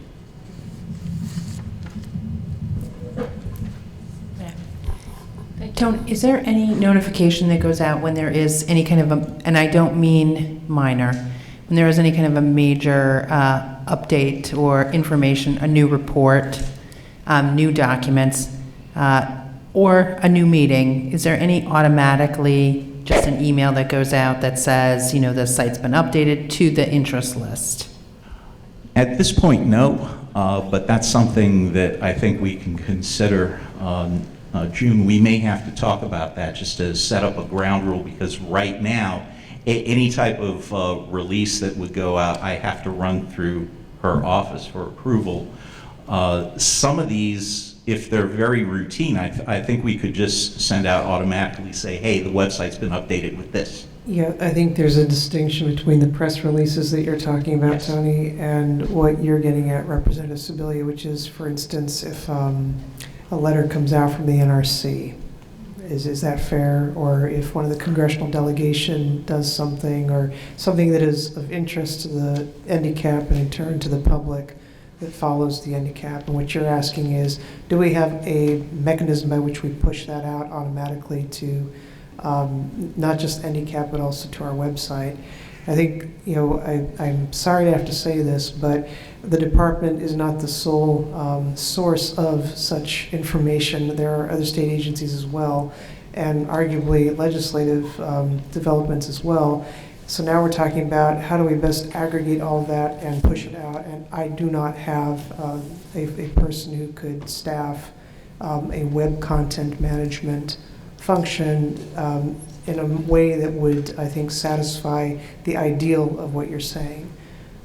So I think this is probably something that we should stick a pin in to explore further. I've noted that you've stressed the importance of folks maintaining their knowledge with what's on the website. And I certainly recognize that the department is not swimming in staff and time to do all of this, but certainly someone is uploading a report. But you're thinking of something like a news May I feed, finish, right? Commissioner? Yeah, of It course. seems like there should be some mechanism that minimizes risk of inaccurate information going out. So if something is permissible to be posted, that there's some sort of operating procedure that is established that can be pushed out. I recognize that there's information that comes from all sorts of places, but if that is our focal point, the NDCAP website, it seems like that might be something we should try and work on in terms of some sort of standard operating procedure when there's something, a new report. Yeah, I'm or a hearing two meeting different date. things. I'm hearing that you want a standard operating procedure, and I'm hearing that you want a current, constant feed of things as they go up on the website. Am I hearing something wrong? So I think when the website is updated with a new report Yes. or a new date is put up, I certainly, there's 10 reports that were put up for this meeting, so I wouldn't expect 10 notifications. But That was what I was hearing, so that's not what you expect, and I agree. We should be able to do something in an aggregate way. Yeah. But what I was hearing was that you wanted it to have it happen every time we do something. So what you should hear me say is, I think this idea merits some investigation as to what is reasonable That sounds to fair to increase the me. transparency. Is this something that we can maybe take up at a future meeting? What I'm noticing is that my fellow state agencies aren't weighing in on the question, and it has implications for them as well, so perhaps they'd like to speak to the point. Do they post on your site all of the information? The entire NDCAP, including the business of the other members as well, if you have any. For instance, your query to us, if it had come in writing, that's something I would expect to put on the website. Yes, it did come in writing. I'm trying to remember that. I don't recall that, but I'll take you at your word, as I always do, Representative Sibilia. Do the other state agencies have anything to say on the point?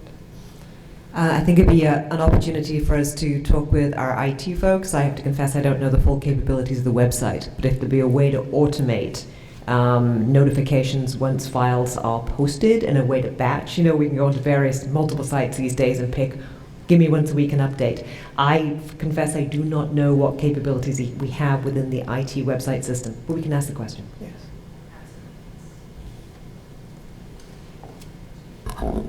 May I just offer a simpler solution? I'm mostly concerned with the comment that was made about people not knowing about our meetings. So if I would like to tease that apart just separately. And maybe it's something that's triggered by the Issues Committee meeting, that we do in advance. And if we do that, we would need to do that regularly. But I do think that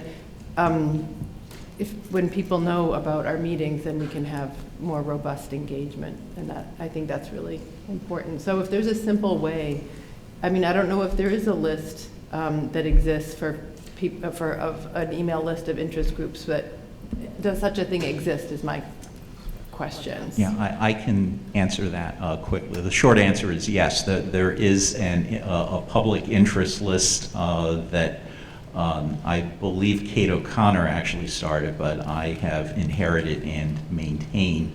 And I think we have somewhere in the neighborhood of 40 people on that list right now. And if anyone is interested in joining the list, contact me. I actually have a slide I plan to put up during the break that has contact information, how to contact the panel, because it hasn't been put up recently. And I'll just speak to one thing. Your question about the lack of participation in the public currently. I believe it has a lot to do with the sale being complete. Prior to the sale being complete, this room was fairly full on a regular basis. And I think the interest in the public has waned since the sale has been complete, because now we are really, as you mentioned, starting to get in the weeds of very technical things in these reports, and I don't think it really interests the general public in a lot of cases, except for someone like yourself and obviously the panel and the folks that are here. So I think that's part of the lack of public participation at this point. But if there is a better way that we can disseminate information, especially our meetings, we will definitely do that, in hopes to find more people like yourself to attend. I kind of am a dog with a bone, I will admit. I think you may well be correct, but I wouldn't, and yeah, I think people feel very relieved after all the years of conflict that things have calmed down and they don't want to really be in the middle of it anymore. But I do believe that this is very important for people's lives and well-being, and that they may not understand some of the basic things that are happening right down the road, and that if they did, they might be more engaged. I wouldn't want to see you say, well, people just aren't interested, so we don't need to try. And I didn't mean to come across in that manner. As I mentioned, if there's a better way for us to get out the information, we absolutely will do that. I was just making a generalized observation from the time we started, really getting engaged in the sale till now. No, I didn't take it that way. Yes, this room used to be full. I was there too. All right, thank you very much. Well, there was also the issue of people feeling endangered, which is no longer the case largely. Come on up. Hello. I'm just here to introduce myself. I think you might have heard at the last meeting about the possible project that Antioch University was going to be partnering with NorthStar and with the town of Vernon. And so really we've just begun the project. The contract was just signed among all the partners, and we're assembling the graduate student team right now. So I just wanted to give you a quick little introduction. I'm Krista Daniels. I work at Antioch as faculty right over the border in Keene, New Hampshire. And we've been assembling the graduate student team, which is great. We have 2 master's students that are GIS advanced students that are going to be working on this project. We actually also have a doctoral student that's going to be doing some of the photo journaling and documenting of the decommissioning process. So there's that part of the project, and then the other part of the project, which I find very exciting. I have nothing to report on yet, obviously, since this is just the beginning. But the students will be doing that landscape suitability analysis, which is really looking at the whole site and putting together layers of the site in GIS mapping. So they're going to look at hydrology, physiology, microclimate, and really it's basically to just say, here is the site, here's the ecological characteristics of the site, here's past human settlement, here's the history of the site, and it's to give more of a foundation as a basis for what you might do with that site, what the town might do with that site moving forward. So it's to give as much information on that as possible.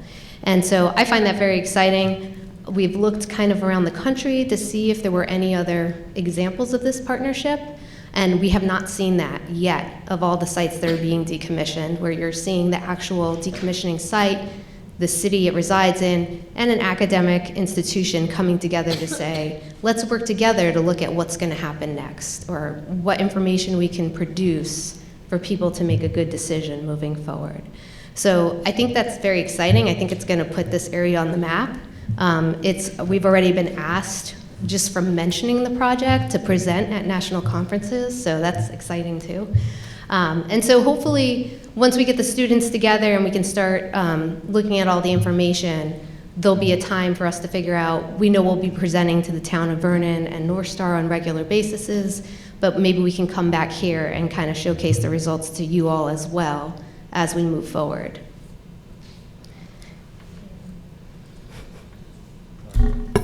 So, very excited about this project. One thing, and we do have Deputy Commissioner Long is here from ACCD. I hope that there will be opportunities to keep both the state and regional economic development and planning commissions kind of apprised of the work as you're going along. I think it's groundbreaking, innovative, really exciting, and kudos to all of you. Yep, we will. And the good thing about the first part is that it'll also be accessible, very accessible to the public, because part of the project will entail not just creating these GIS maps that we're going to bring to events like this, but we're actually going to do a storyboard, which is where it can be linked off the town website, it can be linked off of our website. Anybody, any member of the public can just click on the link, and it'll look like a storyboard. It'll show the mapping that's been done, and it actually has text along with it that's very user-friendly for people to understand what the site looks like and what we found so far. So it'll be a good also area of engagement for folks to kind of see what's happening very quickly. So I'm Chris Camp, I'm the Executive Director at Wyndham Regional Commission, and we're the GIS resource and mapping resource for the region, but also the towns. We have lots of town maps, already all kinds of data layers, so you don't have to, if you don't want to reinvent the wheel unless it's just part of what you want the students to learn, we've got all those data layers, so just feel free to reach out to us, and we're happy to help provide resources to you guys for your work. Sure, thank you.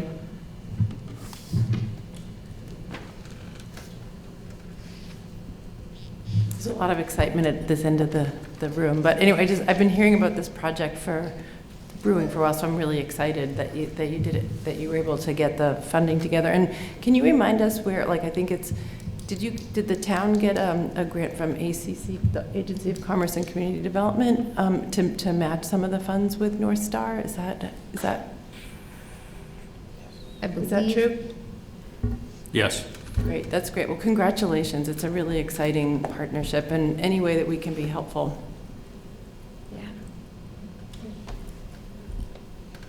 What is the budget and timeline for your work? So right now, Antioch's portion of the work is really from January through December. So it's just 1 year project, just kick it off and see how it goes. And right now we're working with a budget about $35,000.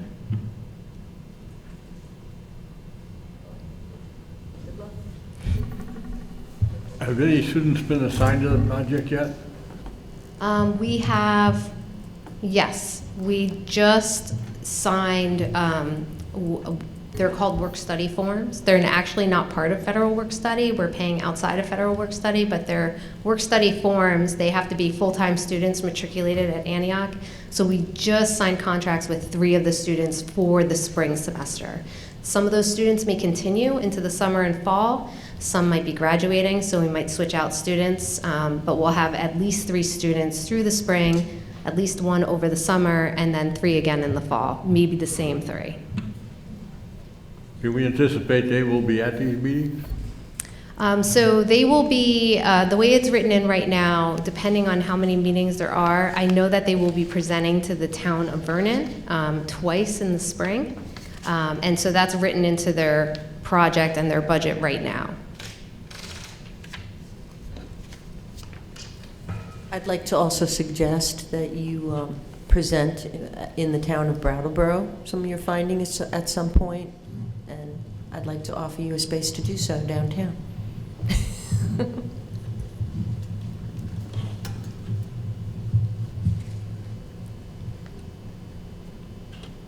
Okay, I think we're all set. Thank you. Okay, thank you. All right, I'm going to take a general consensus of the panel. Do we want to take our 5-minute break, or do we want to push forward? Go. Can we take a 1-minute break? Sure, we'll take a 2-minute break. How's that? We'll reconvene literally in 2 minutes. Okay, we are reconvened. It is 8 o'clock, which means we are exactly on schedule. The next item on the agenda is to review panel legislation changes draft, which you should find in the packet that we handed out at the beginning of the meeting. This was introduced by Representatives Coffey and Sevilla. Mr. Chair, it has not yet been Has not been introduced. introduced. Okay, apologize. So if we can take a look down through the draft, you'll see the things that were removed, and anything that's underlined are the additions to the draft.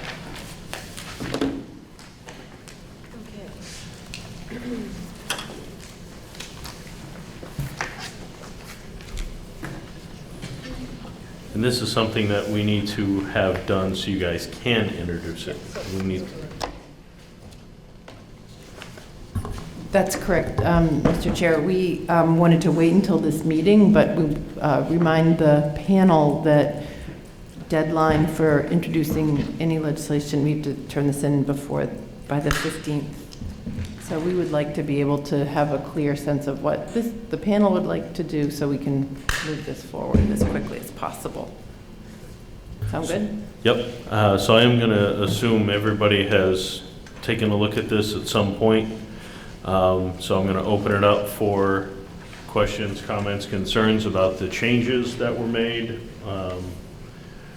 things that were struck out of the legislation, and things that were added. And if nobody says anything, I'm going to assume that their draft is perfect. Mr. Chair, I'm happy to say something. I thought the changes reflected faithfully the discussion that we've had to date. The one thing that is not in here that I've been holding in reserve, and I'll defer to the panel as to whether it's a today or another day issue, but we are amending or purporting to amend section 1700, and I've tried to do a quick look here to see whether that's the same section that also covers who pays for the support of NDCAP. And my quick look says, yes, that is the same section, at which point, to borrow Representative Sevilla's phrase from a moment ago, I'd like to put a flag in this issue, a pin in this issue, as to who pays for this, because I think it's time that the company assume that cost. And the statute right now doesn't read that way. The statute right now provides that the funding comes out of my budget.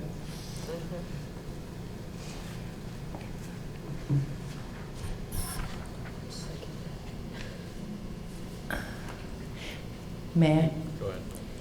So there are two ways that we can handle that. And this is the way I would recommend that we handle that. That we don't put that into this draft, and that the Issues Committee, working with the administration, makes some sort of recommendation, if that's the case. A financial support recommendation would need to, really should be flagged pretty soon, I would say. The governor's budget hasn't come out yet, but we probably would want the Issues Committee to meet and make a recommendation. There will be some want for a recommendation. So. I just want to make sure I understand, because I'm not talking about using state funds. The law right now says that my agency's budget has to pay to support this committee. What I'm suggesting is that the law be changed so that NorthStar pays to support this committee. And this is a combo that we've been trying to have for about 1.5 years. So do we have a recommendation on the amount? I would simply say that it ought to be couched the way it is now. It's just that where the language right now reads, the source of funds. Funds for this purpose shall come from the monies collected under 30 VSA 22 for the purpose of maintaining the Department of Public Service and such other sources as may be or become available. So I would suggest that that ought to be changed to simply say that funds for this purpose shall come or shall be paid by NorthStar. And just leave it at that. And I appreciate, this is probably giving Corey a heart attack and Mr. State as well, who's sitting in the audience. But, you know, if we're going to launch this legislative train, my experience is if you go in and open the can, make sure you put everything in there that really matters to you. And this thing really matters to me, which is why I'm putting a flag in it. Mr. Chairman, respond. Thank you, Commissioner. At our last meeting, we decided, I took notes, we decided to not put that in here. That was the decision that this panel made. So that's why it's not here. It's not that we're not opposed to it. There is another way to get this, there is another way to get that into this piece of legislation, and it's as it goes through committee. Understood. Then So, I'm satisfied. so I just want you to know that it wasn't that it was oversight. It was a decision that I tracked, but I'm not sure if that was the full intention of the whole group, because we were moving kind of quickly at that point in the meeting. So I will defer to your memory. I'm just making sure that the flag gets put in the issue.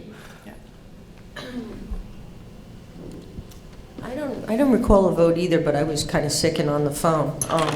But I think it's prudent that the panel vote on this issue. you can't get it in at this point to the language. Yes, we can. Okay. Well, no.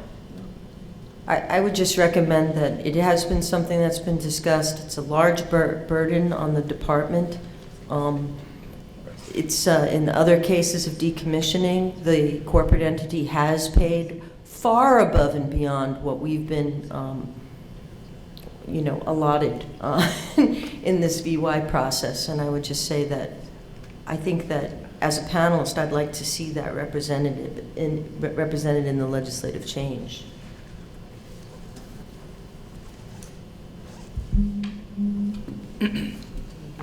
So I would expect that with this, that this is a general request, that there's no limits that have been put on that. My guess is that NorthStar probably will want to see, will have something to say about this being an unlimited amount. And so Having lived with that very burden, I agree. It hasn't been easy for me to handle either. So I think that, Mr. Chair, that it will be important to try and get a good sense from the committee of the direction. And that may be hard to do this evening, but I think it's something, again, that would need to be done quickly. It will need to be amended in my committee with the dollar amounts.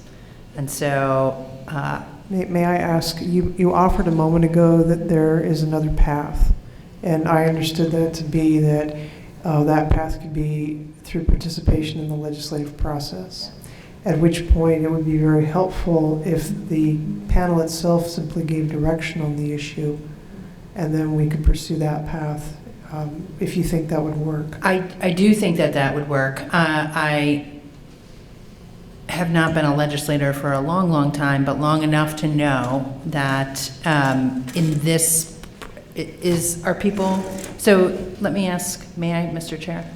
I would like to know if the department and NorthStar have previously discussed this and have come to some sort of ceiling on this, or some language, some sort of limiting language that is agreeable to both of them before we leave this meeting. No. So that, to me, I think would be the prudent. I disagree. I do. The statute right now doesn't have such a limit, and I don't see a need for a limit. I see a need for the cost driver to bear the cost. And I recognize that, and I'm not advocating for there to be a limit. What I am trying to share with the panel is the reality of the legislative process. And so this can be worked out here, or this can be worked out in the legislature. And it would be my guess that probably the panel would all be an interested party, and there should be some orderly process in that, is what I am suggesting. Mr. Chair, may I ask NorthStar if they have any, if they're willing to comment on this? I'm sure they're not, but may we ask them? Yes, please.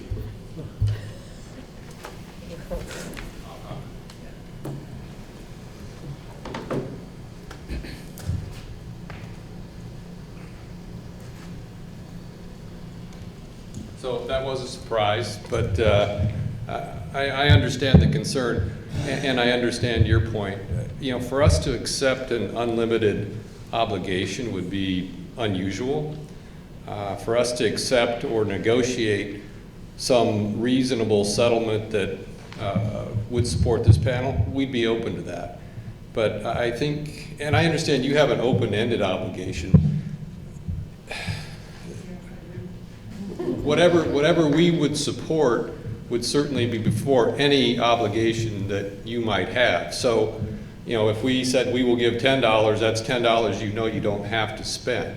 No, I think what you're doing is rewriting the statute on the fly, which I understand. That's not what I'm looking for, Scott. I'm looking for this statute to reflect reality, which is your business is driving costs that Vermont ratepayers are bearing, and I don't think it's appropriate for Vermont ratepayers to bear it, especially given that you're going to be taking the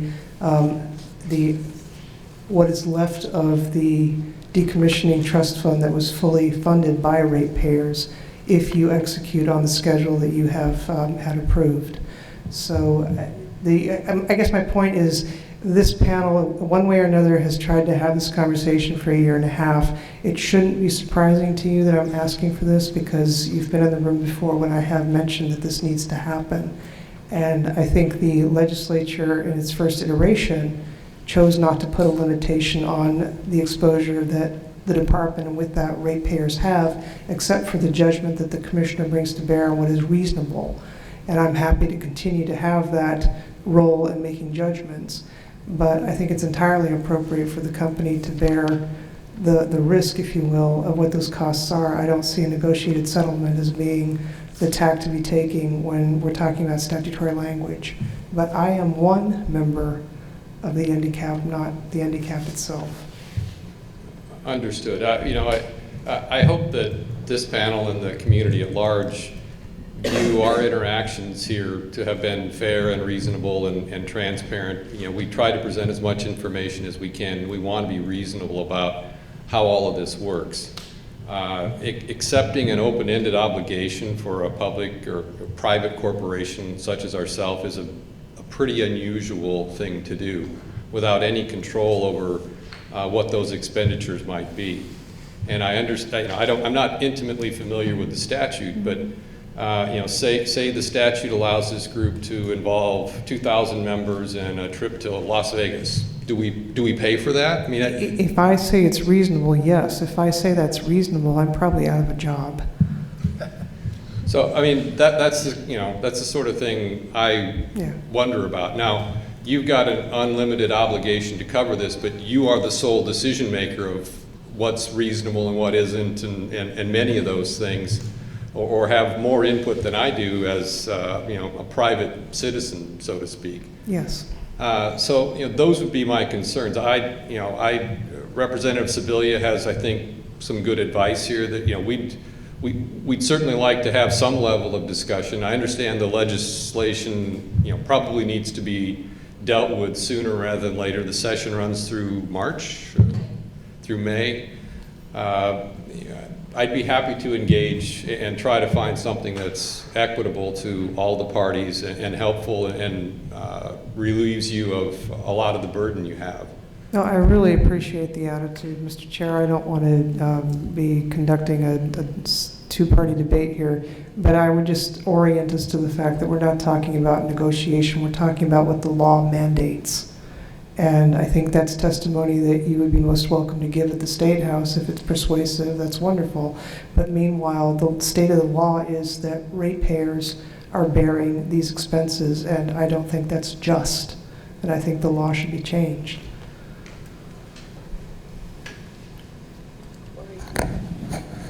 I'd like to just share an insight. along with that, June, and I do appreciate everything you just said, but I would remind folks that the state of Vermont, along with the folks who live in this state, decided to allow a nuclear power plant to be constructed in the late 1960s and early 1970s. This power plant was in a regulated environment for many years. And when we chose to deregulate that environment, we changed the structure by which that power plant can contribute to the economy, the tax base, and performance function effectively. Additionally, we also, upon deregulation, removed that 70% of the power generation of the state of Vermont or graders through the ratepayers' accountability for ensuring that this power plant, which was designed and operated for those 42 years, is then how it's decommissioned and how it is paid for. In the end of that deregulated environment, when Vermont Yankee became no longer economically viable, and a private corporation determined that it could develop a business model and conduct the decommissioning, and an MOU was developed, the model for the financial ability to do that was built. And that would have probably been the time to have this discussion and determine if that was the right time and place to pay for it.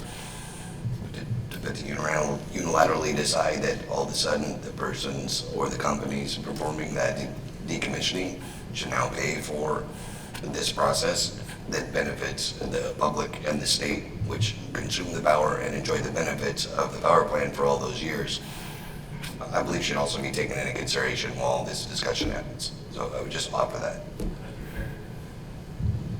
So Corey, are you suggesting that the Public Utility Commission would have had the authority to change statute? Or are you saying this should have been resolved through the MOU and settlement agreement process, and that the Public Utility Commission should have changed statute? Chris, I'm just offering that at that time when that MOU was being developed, it likely would have been more appropriate to include this element of a cost component if it was.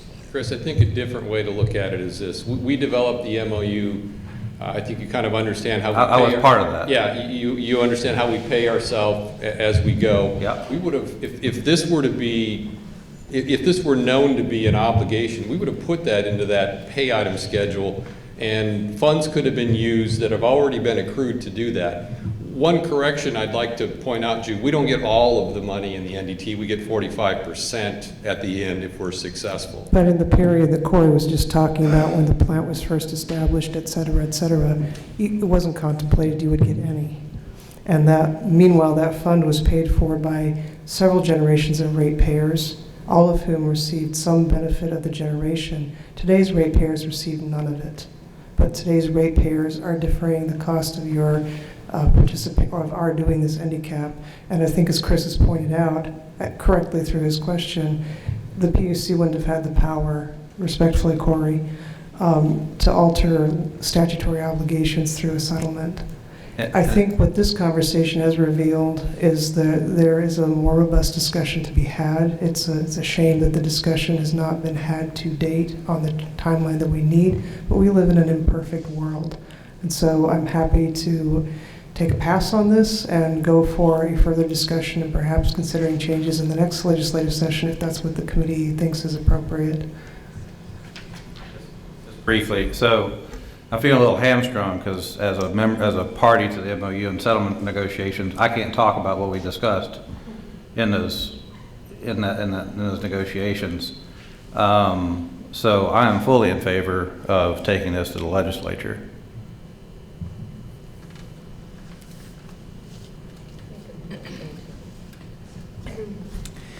So, Commissioner, I think it can come to the legislature this year. What I'm recommending as the cleanest way to do that is what I was just talking with Representative Coffey. We're either going to, if this gets submitted, it's either getting submitted with your name on it or NorthStar's, and the other party's going to be up, complaining and trying to figure it out.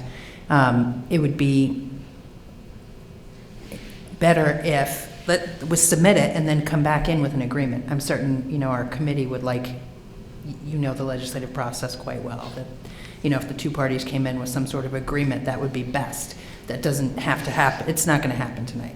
It's not going to No, happen I tonight. agree, it's not going to happen And I think tonight. the Issues Committee should meet with this as well. Yeah, I'm happy to have the process take its course.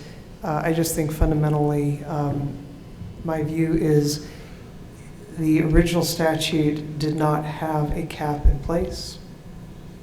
And I would be hesitant to endorse putting a cap on it now, because I have no way of knowing what the conceivable reasonable expenditures are of this committee beyond what has been spent to date. And I know that my judgments have been informed by the fact that we were having to spend department dollars, and I've not had those dollars, as you well know. So who knows what better work the handicap could have done with better funding had it not been understood that that funding was going to come out of my budget, paid by ratepayers who never benefited from this generation. That's the point I'm making. Okay, let me kind of pull us back together here. So what our two representatives in the room are suggesting is to hammer out the details of the things that we know about right now. Hold off on this discussion until further discussion can be had within our Issues Committee and you know, with NorthStar and all the parties involved, and then introduce whatever that decision is later on. Yes. Okay. You can do that. And my chair would be, I think, I cannot speak for him, but knowing him, I would expect that he would welcome a solution being brought to him. And we probably would not take it up if we anticipated that there was a timeline for such a solution until such time. Okay. And I will make a comment as another member of the panel to Commissioner Tierney's statement. As a business person myself, I understand where Scott's coming from, where I would never offer an open-ended purse string as a private business owner. So I understand, you know, his feelings in it. I understand your feelings in it, how your budget is being affected specifically by this exploration of decommissioning. But I would have a hard time myself signing a open-ended note. I agree, I would too, but here we are as a panel, and this question has been coming up for the past year and a half, and I'm wondering, would it be appropriate to have a vote on whether we want to amend the language of the legislation as the commissioner has suggested, just to see where the panel is at? So in other words, I would make a motion to amend the legislative language to put the onus on the funding of the panel onto NorthStar Corporation. Second. Moved and seconded. Sorry. Moved and seconded to change the said legislation wording to state that NorthStar is the bearer of the financial burden for the handicap. I'll open it up for discussion before we take a vote. Can I just clarify, is the motion to amend the language so that it could be introduced, and then your committee will not be working on that language then during the session? No, it's going to have to be amended in our committee regardless. We would just bring that in right out of the gate. Right. Okay. So we would introduce it as is. That's our option right now. Introduce it as is or not. And then it will be amended in the committee. We could work with Ledge Council to put a clean amendment together that includes that language change, but this is the language that will get introduced. Understood. Thank you. Okay, I didn't really understand that. Just so you want to withdraw. Because you can't introduce it if we change it tonight? So this, because of the timelines in the legislature right now, we had to have long form bills. So there's always a way to get this done. Let's start from there, okay? So in the process that we are in, with a long form drafted bill, they have to be submitted by the 15th. 15th? The final draft had to The be final done draft. by the 3rd of June. That's right. The final draft had to be done by the 3rd of January. So what will happen, it has to be submitted for introduction. It'll be submitted for introduction. It'll be sent to the Energy and Technology Committee. At some point, that committee will take it up and amendments can be made, adjustments can be made, new language can be sent in, prior to it being voted out and the House considering it. If that doesn't happen there and it moves out of the committee, that can happen on the floor. It has to go to the Senate. It could happen in the Senate.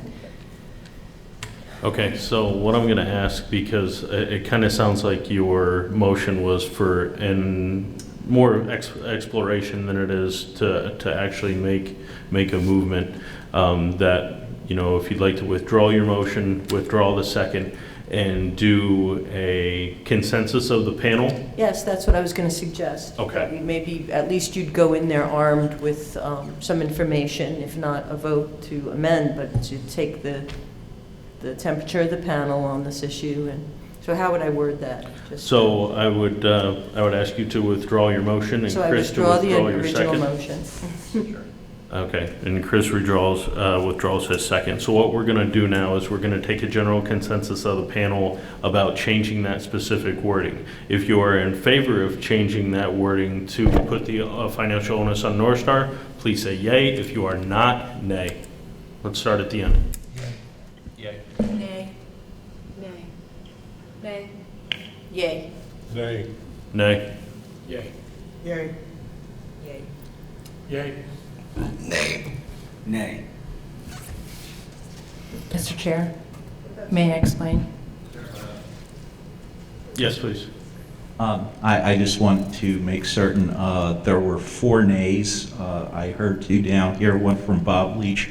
I missed the first one. Sarah. Okay. And do you want to raise our hands who said nay? Okay, Yeah, so please. there are 5 nays. Please raise your hand if you said nay. Okay, 6. Okay, hold one. 7. There are 7. 1, 2, oh, I'm sorry, Emily, I didn't see your hand. 1, 2, 3, 4, 5, 6, 7, okay. Hold on 1 second. Please bear with me. Anybody on the phone? Remember our telephone. I'm still here. Yeah, okay. Would you be a yay or nay on this particular issue? I will be a yay.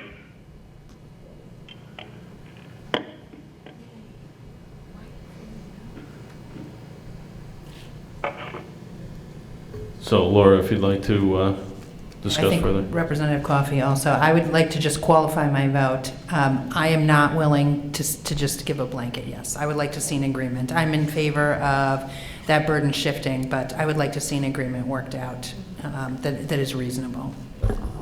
Just a point of clarification, Mr. Chair. So, Laura, I understand what you're saying, but I thought that what the consensus was about was whether or not the burden should shift, not necessarily whether or not there. I mean, my assumption is yes. I mean, I would encourage, yes, NorthStar and the Department of Public Service get together, talk about how many hours have you guys been spending on this stuff, what's the cost been like, and that some kind of proposal be brought to the legislature. But right now, I thought what we were talking about was just whether or not we thought the burden should shift. That's not how the question was posed, though. I swear I thought that's how the question was posed, but that's what I was voting. That's what I was voting too. Perhaps we could ask Member Weissman to reiterate or state. May I first, I just wanted to explain. I understood it the way Chris understood it. Go ahead, sir. I heard from the chair that that the vote was to whether we were going to amend the language to shift the burden. That's what I heard. And explaining my no is that I would like to see the issues, I would like to see another path forward, that the Issues Committee come up with language for this that can be brought to into the legislative process. I'm not comfortable giving a blanket yes or no because without the details of what that is. And that's why I'm explaining. What was the vote? So for clarification, you're both correct. The vote was to have a general consensus on us changing the language to put the onus on NorthStar. So if you take the last part of that, yes, the vote was to put the onus on NorthStar, but it was to change the language. If we wanted to do that tonight, was to change the language to say that. So that was the consensus that I asked for. If there's a different consensus that you'd like to have, I'm happy to hear. So I would be interested, so I have a different answer if the question is, would we like to move in that direction? And would we like the committee to come back with, would we like NorthStar and the department and the issues committee to work on a solution? My answer would be yes. That is a different answer. I think what I was getting at was, it's almost like a sense of the Senate.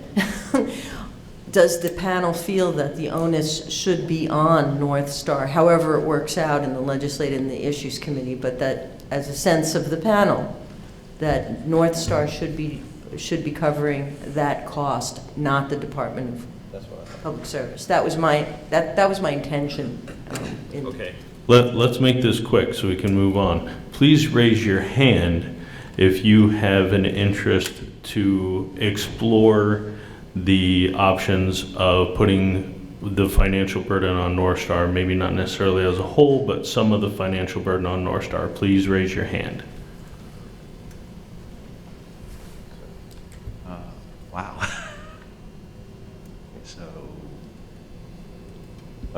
So 4 no's at this point is what I'm saying. And Bob on the phone? I'm going to say yes. What were the results of the first vote, if I could ask? The first vote was, I tallied it up, it was 7-7. It was a split down the middle. Okay, so I guess our direction moving forward here is we need to finish up what we can do tonight, and then allow the issues committee, NorthStar, and the Public Service Department to all work together on finding a common solution on the financial burden going forward. Correct? That makes the most sense to me. And I'm certain that if a solution is not able to be found, that the individual parties will find their way to the legislature. So I would just love to encourage that collaboration. Okay.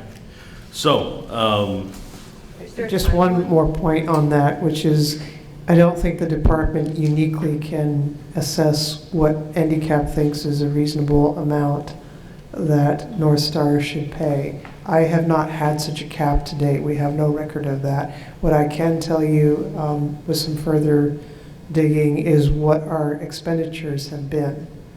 That historical rate of expenditure is not necessarily what this committee would want as it charts a course for itself as to the work it wants to do. So I do think it's important for other members to give thought. Just by way of example, if you wanted to retain some experts to advise the panel on issues that we're confronting with decommissioning, that can cost a pretty penny. You may want to have that built into your budget. I have not been in a position to say yes to something like that today because we're using ratepayer funds to pay for this stuff. So I would just encourage other members of the panel to not see this as a department and NorthStar work it out. This really needs to involve the members of the panel and your vision for this panel. Mr. Chair, I'm sorry to see it in that light, Commissioner Tierney, but given the notice and the pressure that now exists for this to be considered in this session, that kind of amps up the pressure on everyone. And so for me, maybe the chair would like to consider another meeting to have NDCAP weigh in on how they would like to deal with this. If that was the case, I would suggest you would want to do that before town meeting, if possible. Ask and maybe spend some time with the issues committee asking that the various entities, folks ask what material they'd like to have here to make a recommendation. So I guess I'll leave that up to the panel right now. Do we want to leave this in the hands of the issues committee with everybody's input to make a decision to move forward, or do we want to have another meeting as an entire group prior to town meeting to hash this out as an entire panel? Yes. Yes, Mr. Chair, I am trying to figure out how the issues committee developed from a group of, a sub-part of this group that was meeting to identify the issues that might be on agendas for the coming year has suddenly become a body that hammers out language that would be then either directly or after voting by the full panel, the language adopted.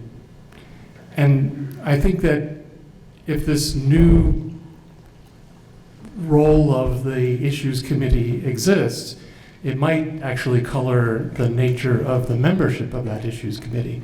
Because I think the Issues Committee has, as I mentioned, had a different purpose until it's being brought up here today for this purpose of trying to boil down some language relative to something as substantial as legislation.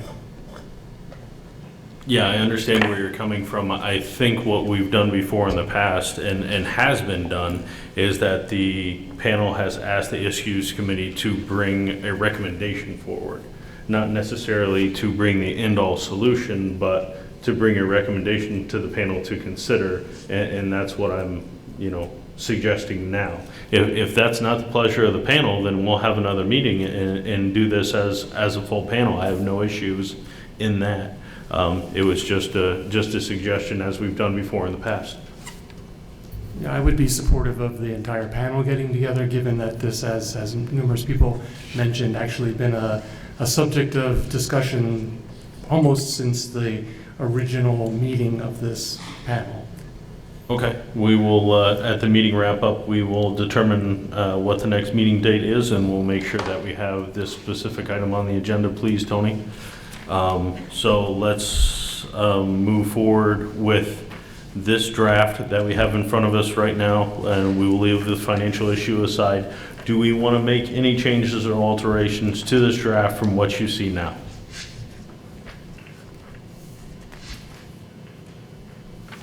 I move the draft as, sorry. Go ahead, Chris. I've been raising the issue about, I do have process concerns with those entities that are being advised having, what's that o'clock? I do have issues with those entities that are to be advised, being able to vote on what they're being advised about. But I don't know exactly how much leverage. I don't know if we want to we can get a sense of the room if we want. But another way I've thought about it is, I know at the last meeting, I think Commissioner Tierney felt like I wasn't trusting her. Frankly, I'm assuming it's not the same people around this table. It could be the commissioner's long gone. I may not be here. It may not be any of these members, but it's more the matter of what is good process. I'm hesitant to drop it. Part of it would like to get a sense about how other people feel about those entities being advised, having a choice in what they're being advised about. I'm also aware that as the regional commission, if things were really to go off the rails and this entity couldn't take up issues, by statute, the Wyndham Regional Commission can hold hearings on anything that the commissioners want to hold hearings on. And so if our communities, as stakeholders said, hey, we really need to have a hearing on this issue, we could do that. Now that would probably entail some resources we don't necessarily have, but depending on how deep we wanted to go, but at least we could still host a regional conversation, have a literal public hearing on issues that this panel otherwise might vote not to take up. So there is something of a relief valve, and of course the town of Vernon can do the same thing. The town of Brattleboro could do the same thing. Each of the political subdivisions here around the plant can do the exact same thing. So there are some other escape valves, but I guess if we're okay getting a sense of the room, I would just like to get a sense of the room or a sense of the panel about whether or not the agencies should be able to determine what they're being advised about. So the question is, should the state agencies have a vote on the panel to decide whether or not they are to be advised on matters that come before the panel? Do they get to choose what the agenda is going to be?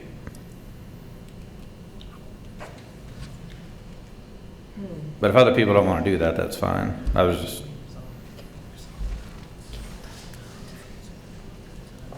Mr. Chair, if I may comment. Chris, I know you felt very strongly about this issue for a very long time. You mentioned me, my name is not trusting you, and I want to be very clear, I trust you with my life.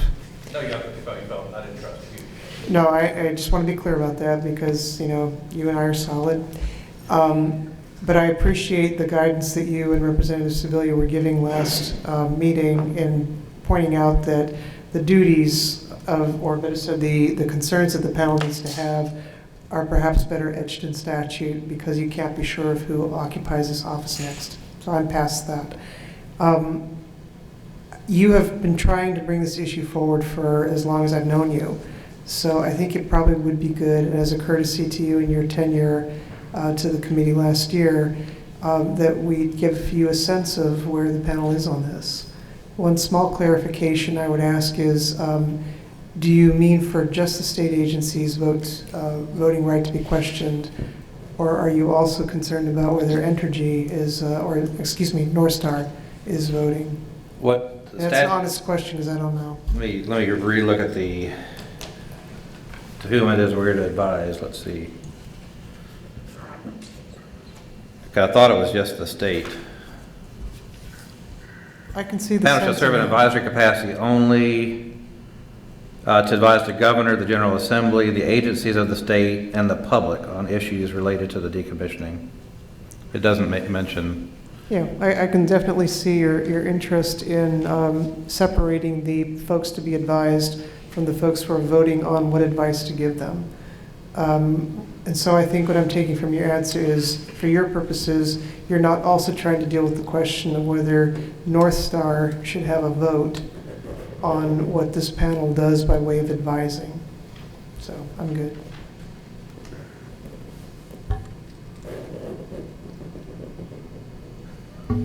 But I can see this is not something that folk are particularly excited about. I'm getting that same feeling, Chris, and not that it's not a important topic. Everything that we bring up as panel members is important in some way, but it doesn't seem as a panel it's something that we're going to jump on. I'll just note, and I'll let it drop, but just part of the issue here is, and we may not deal with this going forward, but in the early days of the panel, we actually had some struggles with trying to get agenda items on that the state was ostensibly vetoing. And had an issue with that, and I still do.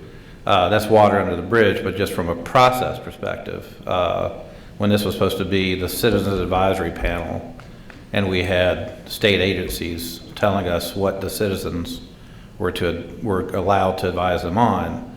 And this is especially true with a statute that was passed with little, if no, public input whatsoever. It was delivered at the end of the session of the year it was created. I have an issue with that, and that seems very un-Vermonty. So that's why I keep bringing it up, because it's an opportunity to me to rectify a process that to me is fundamentally flawed. But with this, I'll drop it and I'll keep it on the panel. What would be your suggestion for rectification? That those members of the state agencies have no vote. Yeah, the governor, the General Assembly, and the agencies of the state can certainly give opinion, but are not necessarily but on the advisory opinions would not vote. And that, that part of that could be rectified probably through our procedures, because it doesn't exactly say in the statute who can vote and who cannot, so it could be a matter of changing the procedure. But I'm willing to recognize a dead horse has been sufficiently beaten, and we'll leave it at that. But just to clarify, your rectification would also include that NorthStar representatives don't have a vote as well, right? The issue I'd had with NorthStar is that they get 2 votes, and we just saw a tie vote come about as a result of one party having 2 votes. Though I guess you could also look at the state as having multiple votes too, which again gets to the very core issue that I was just talking about. But, and who knows, maybe this is a conversation to just continue to be had over the coming weeks, months, years. Yeah. So is there anything else within the draft language that we would like to edit, change, etc., that we have in front of us right now? Mr. Chair, since I think what I heard is the panel's going to meet again, Yes. you might as well just submit this. You are submitting it unchanged, and keep your edits to 1. Maybe Sure. 1 recommendation with anything you'd like edited after such time. Sure, sounds like it. Yeah.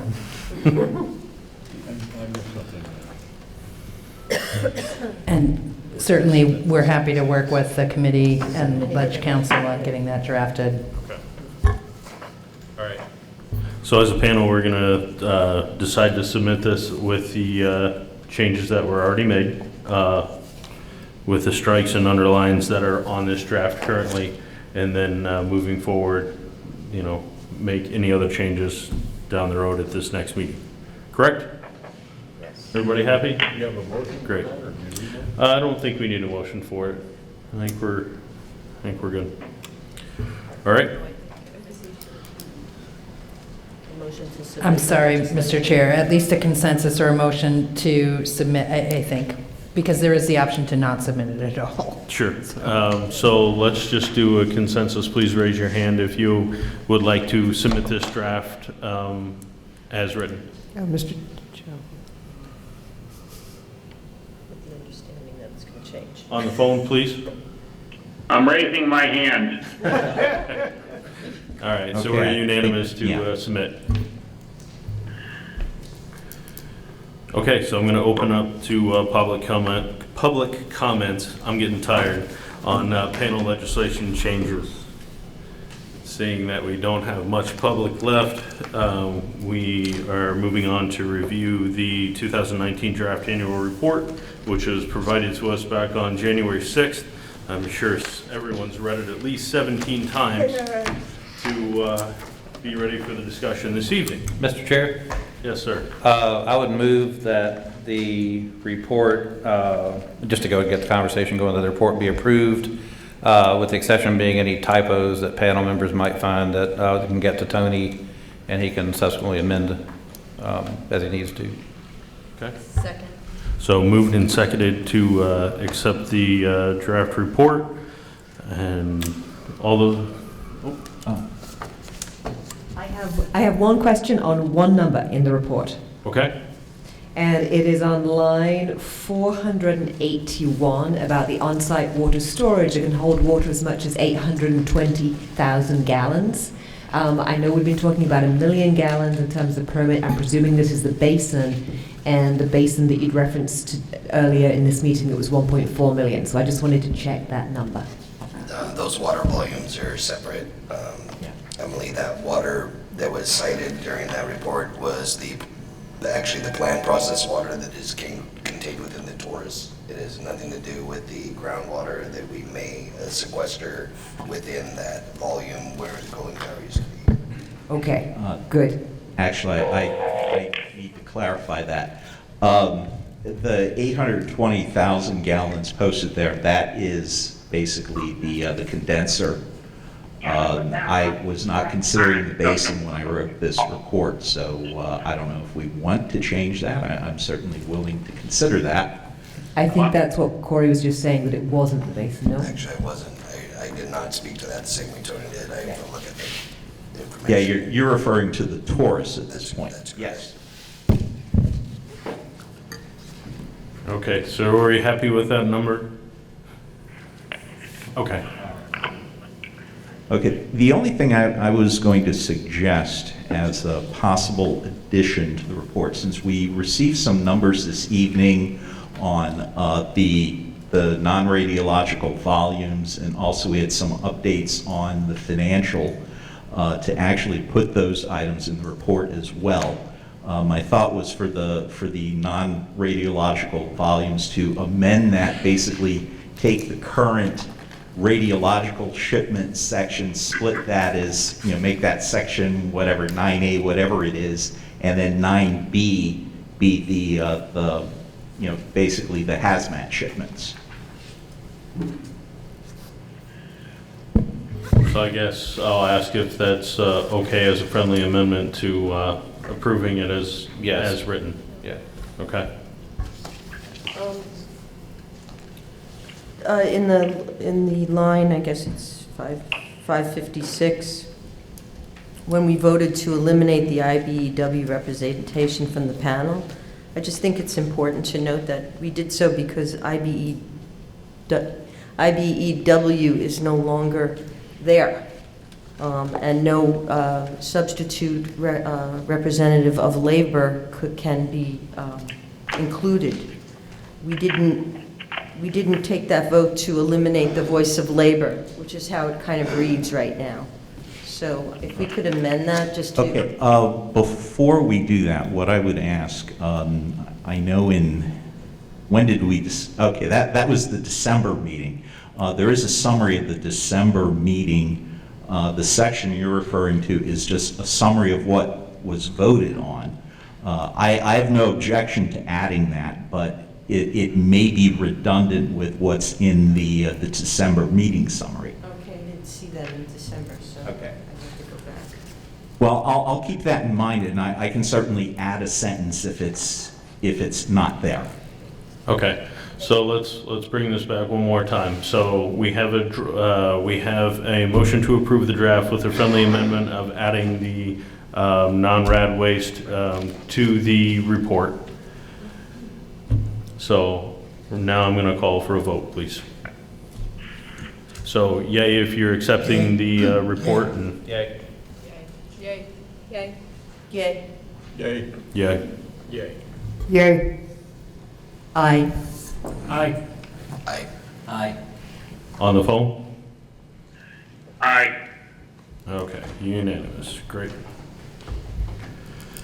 So now I will open it up for public comments on the draft report.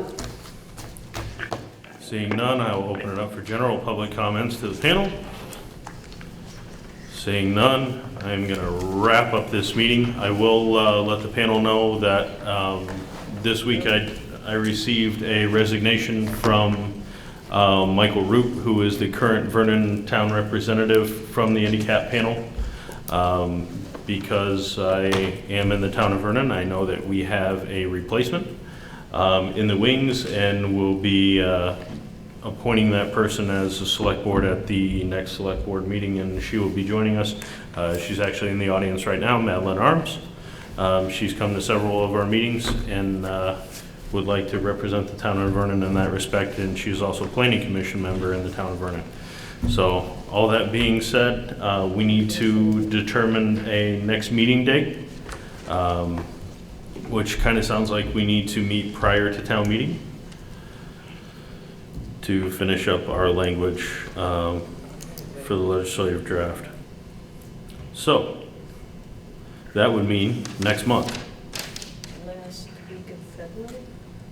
I would recommend that we meet earlier than that, earlier in February, because crossover date is the end of February. And so if this bill needs to be taken up in the House committee to go over, you want to build in, I would think, at least 2 weeks.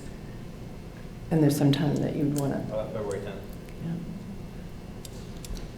I'm gone from February 1st to 21st, so I will not be available.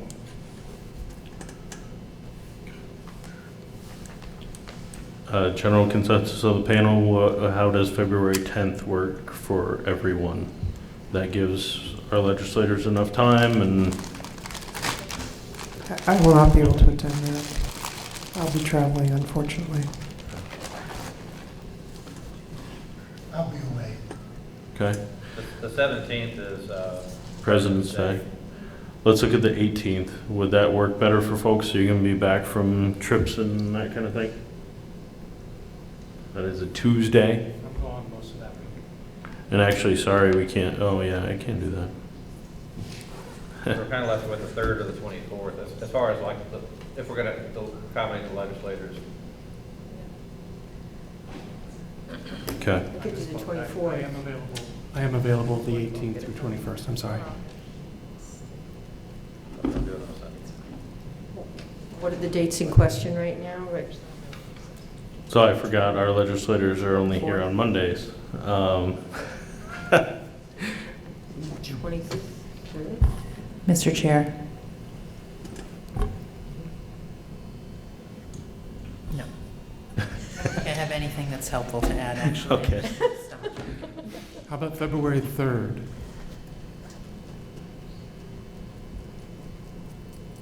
February 3rd? I'm away. Okay. February 3rd, everybody else?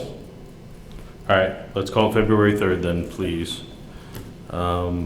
We'll attempt to do it here at the same time, 6 o'clock. We will send out notification, and then once we confirm with Brattleboro School that we can be here again. But February 3rd is our next meeting date at 6 p.m. Location most likely here, but we will let you know for sure. Just a quick question to the panel. Our alternate site is frequently Vernon Elementary School. Would people object if this site is not available to Vernon Elementary? And Mr. Chair, just for clarification of process, will the Issues Committee be meeting in advance of the February 3rd meeting to set the agenda for February 3rd? My guess is that we probably won't have the opportunity to, just because of the time crunch. So the outstanding agenda items specifically for this next meeting is going to be the changes in the legislative draft.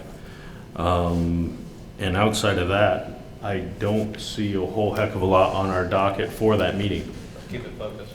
So, would we want to waive the usual reports from NorthStar and the state agencies just to focus on? I would say yes, just because that seems to be awful quick to come back and talk about the same thing 4 or 5 weeks later.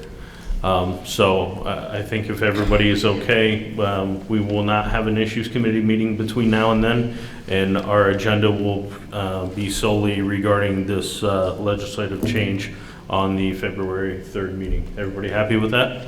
Yes. Does somebody have to sit down from this panel, somebody sit down with NorthStar to try to negotiate the wording that we want to put in here? You know, the legislation is written, you know, when I read it again, says that the agencies will provide administrative support, and also will ask NorthStar for support as needed, as you would basically determine. So, you know, just putting that out there, because that's... There are two provisions in the statute. One is the administrative support that you've just identified. The other is a funding issue. It's in a separate part of the statute. And tonight's discussion has been about that part. Not at all. Not at all.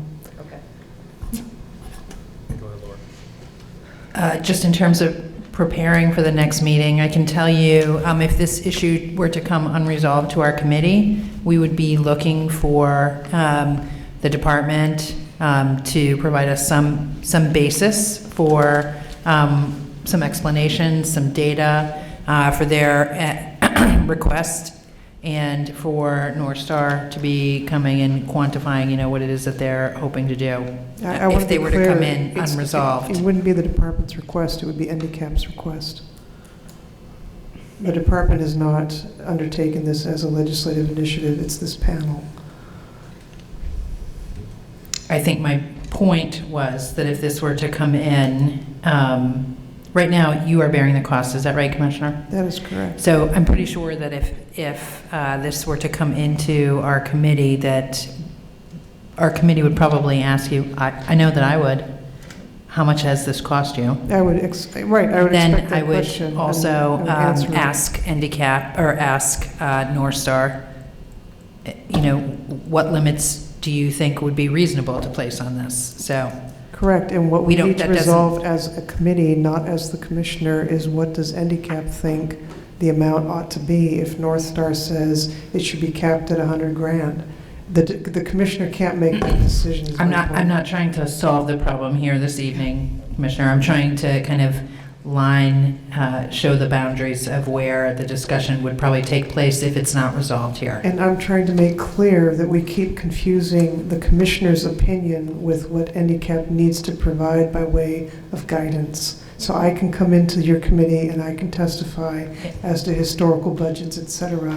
But if the counterpoint is, what does X think the amount ought to be because NorthStar says it should be 100 grand, that X is what this committee needs to solve for at February 3rd, not what the commissioner's best guess is. So let's, I guess I need to kind of get a sense, because Bob's correct that these initial conversations need to happen between NorthStar, this panel, and Public Service Commissioner. Do we want to have those discussions in that next open meeting on February 3rd? Or do we want to assign, a person, 2 people to facilitate those discussions with NorthStar and with the Commissioner, and then bring back the resolve to this committee on February 3rd and say, this is what, is acceptable to NorthStar, it's what is acceptable to the Commissioner, and here it is? Or do we want to have that conversation on February 3rd as a whole? I'm just inclined in terms of public process, and we've got all these appointees, that we just have the conversation about what do we think Handicap needs going forward, and then have the conversation about who pays for it. I'm concerned about working within parameters, again, negotiated between 2 parties at this state. That's been my concern with Handicap in some regard, because sometimes I feel like, it's been sparring between the state and Entergy, or the state, and so I would hate for this. Here we have an opportunity just to have an open discussion in the panel without any preconceived notion about where it lands. And maybe we make it for this legislative session, maybe we don't, but at least we just have a damn conversation about. If we're happy with that, I thought the direction was trying to get something done for this legislative session, so. No, I agree, yeah, I mean, you're right, I think you're right, but all I'm saying is, but sometimes things don't work out that way either. So I would love to see that happen, but I just think we've got the opportunity under your chairmanship to kind of do what you were saying too, just have some open discussions as opposed to just. Okay, so we will have this open discussion on February 3rd, so I'll ask NorthStar representatives to come prepared with, whatever you can come prepared with without having much knowledge of, the expenditures thus far. And I will come and the prepared with Commissioner. data about our historical expenditures, and I think you're spot on. We should be talking about this. I would not be comfortable trying to tell the legislature what this panel thinks it needs by way of resources. That's the deliberation that needs to happen. Okay, so I think we have a direction. We have a February 3rd meeting scheduled to do all of the above. We are adjourned.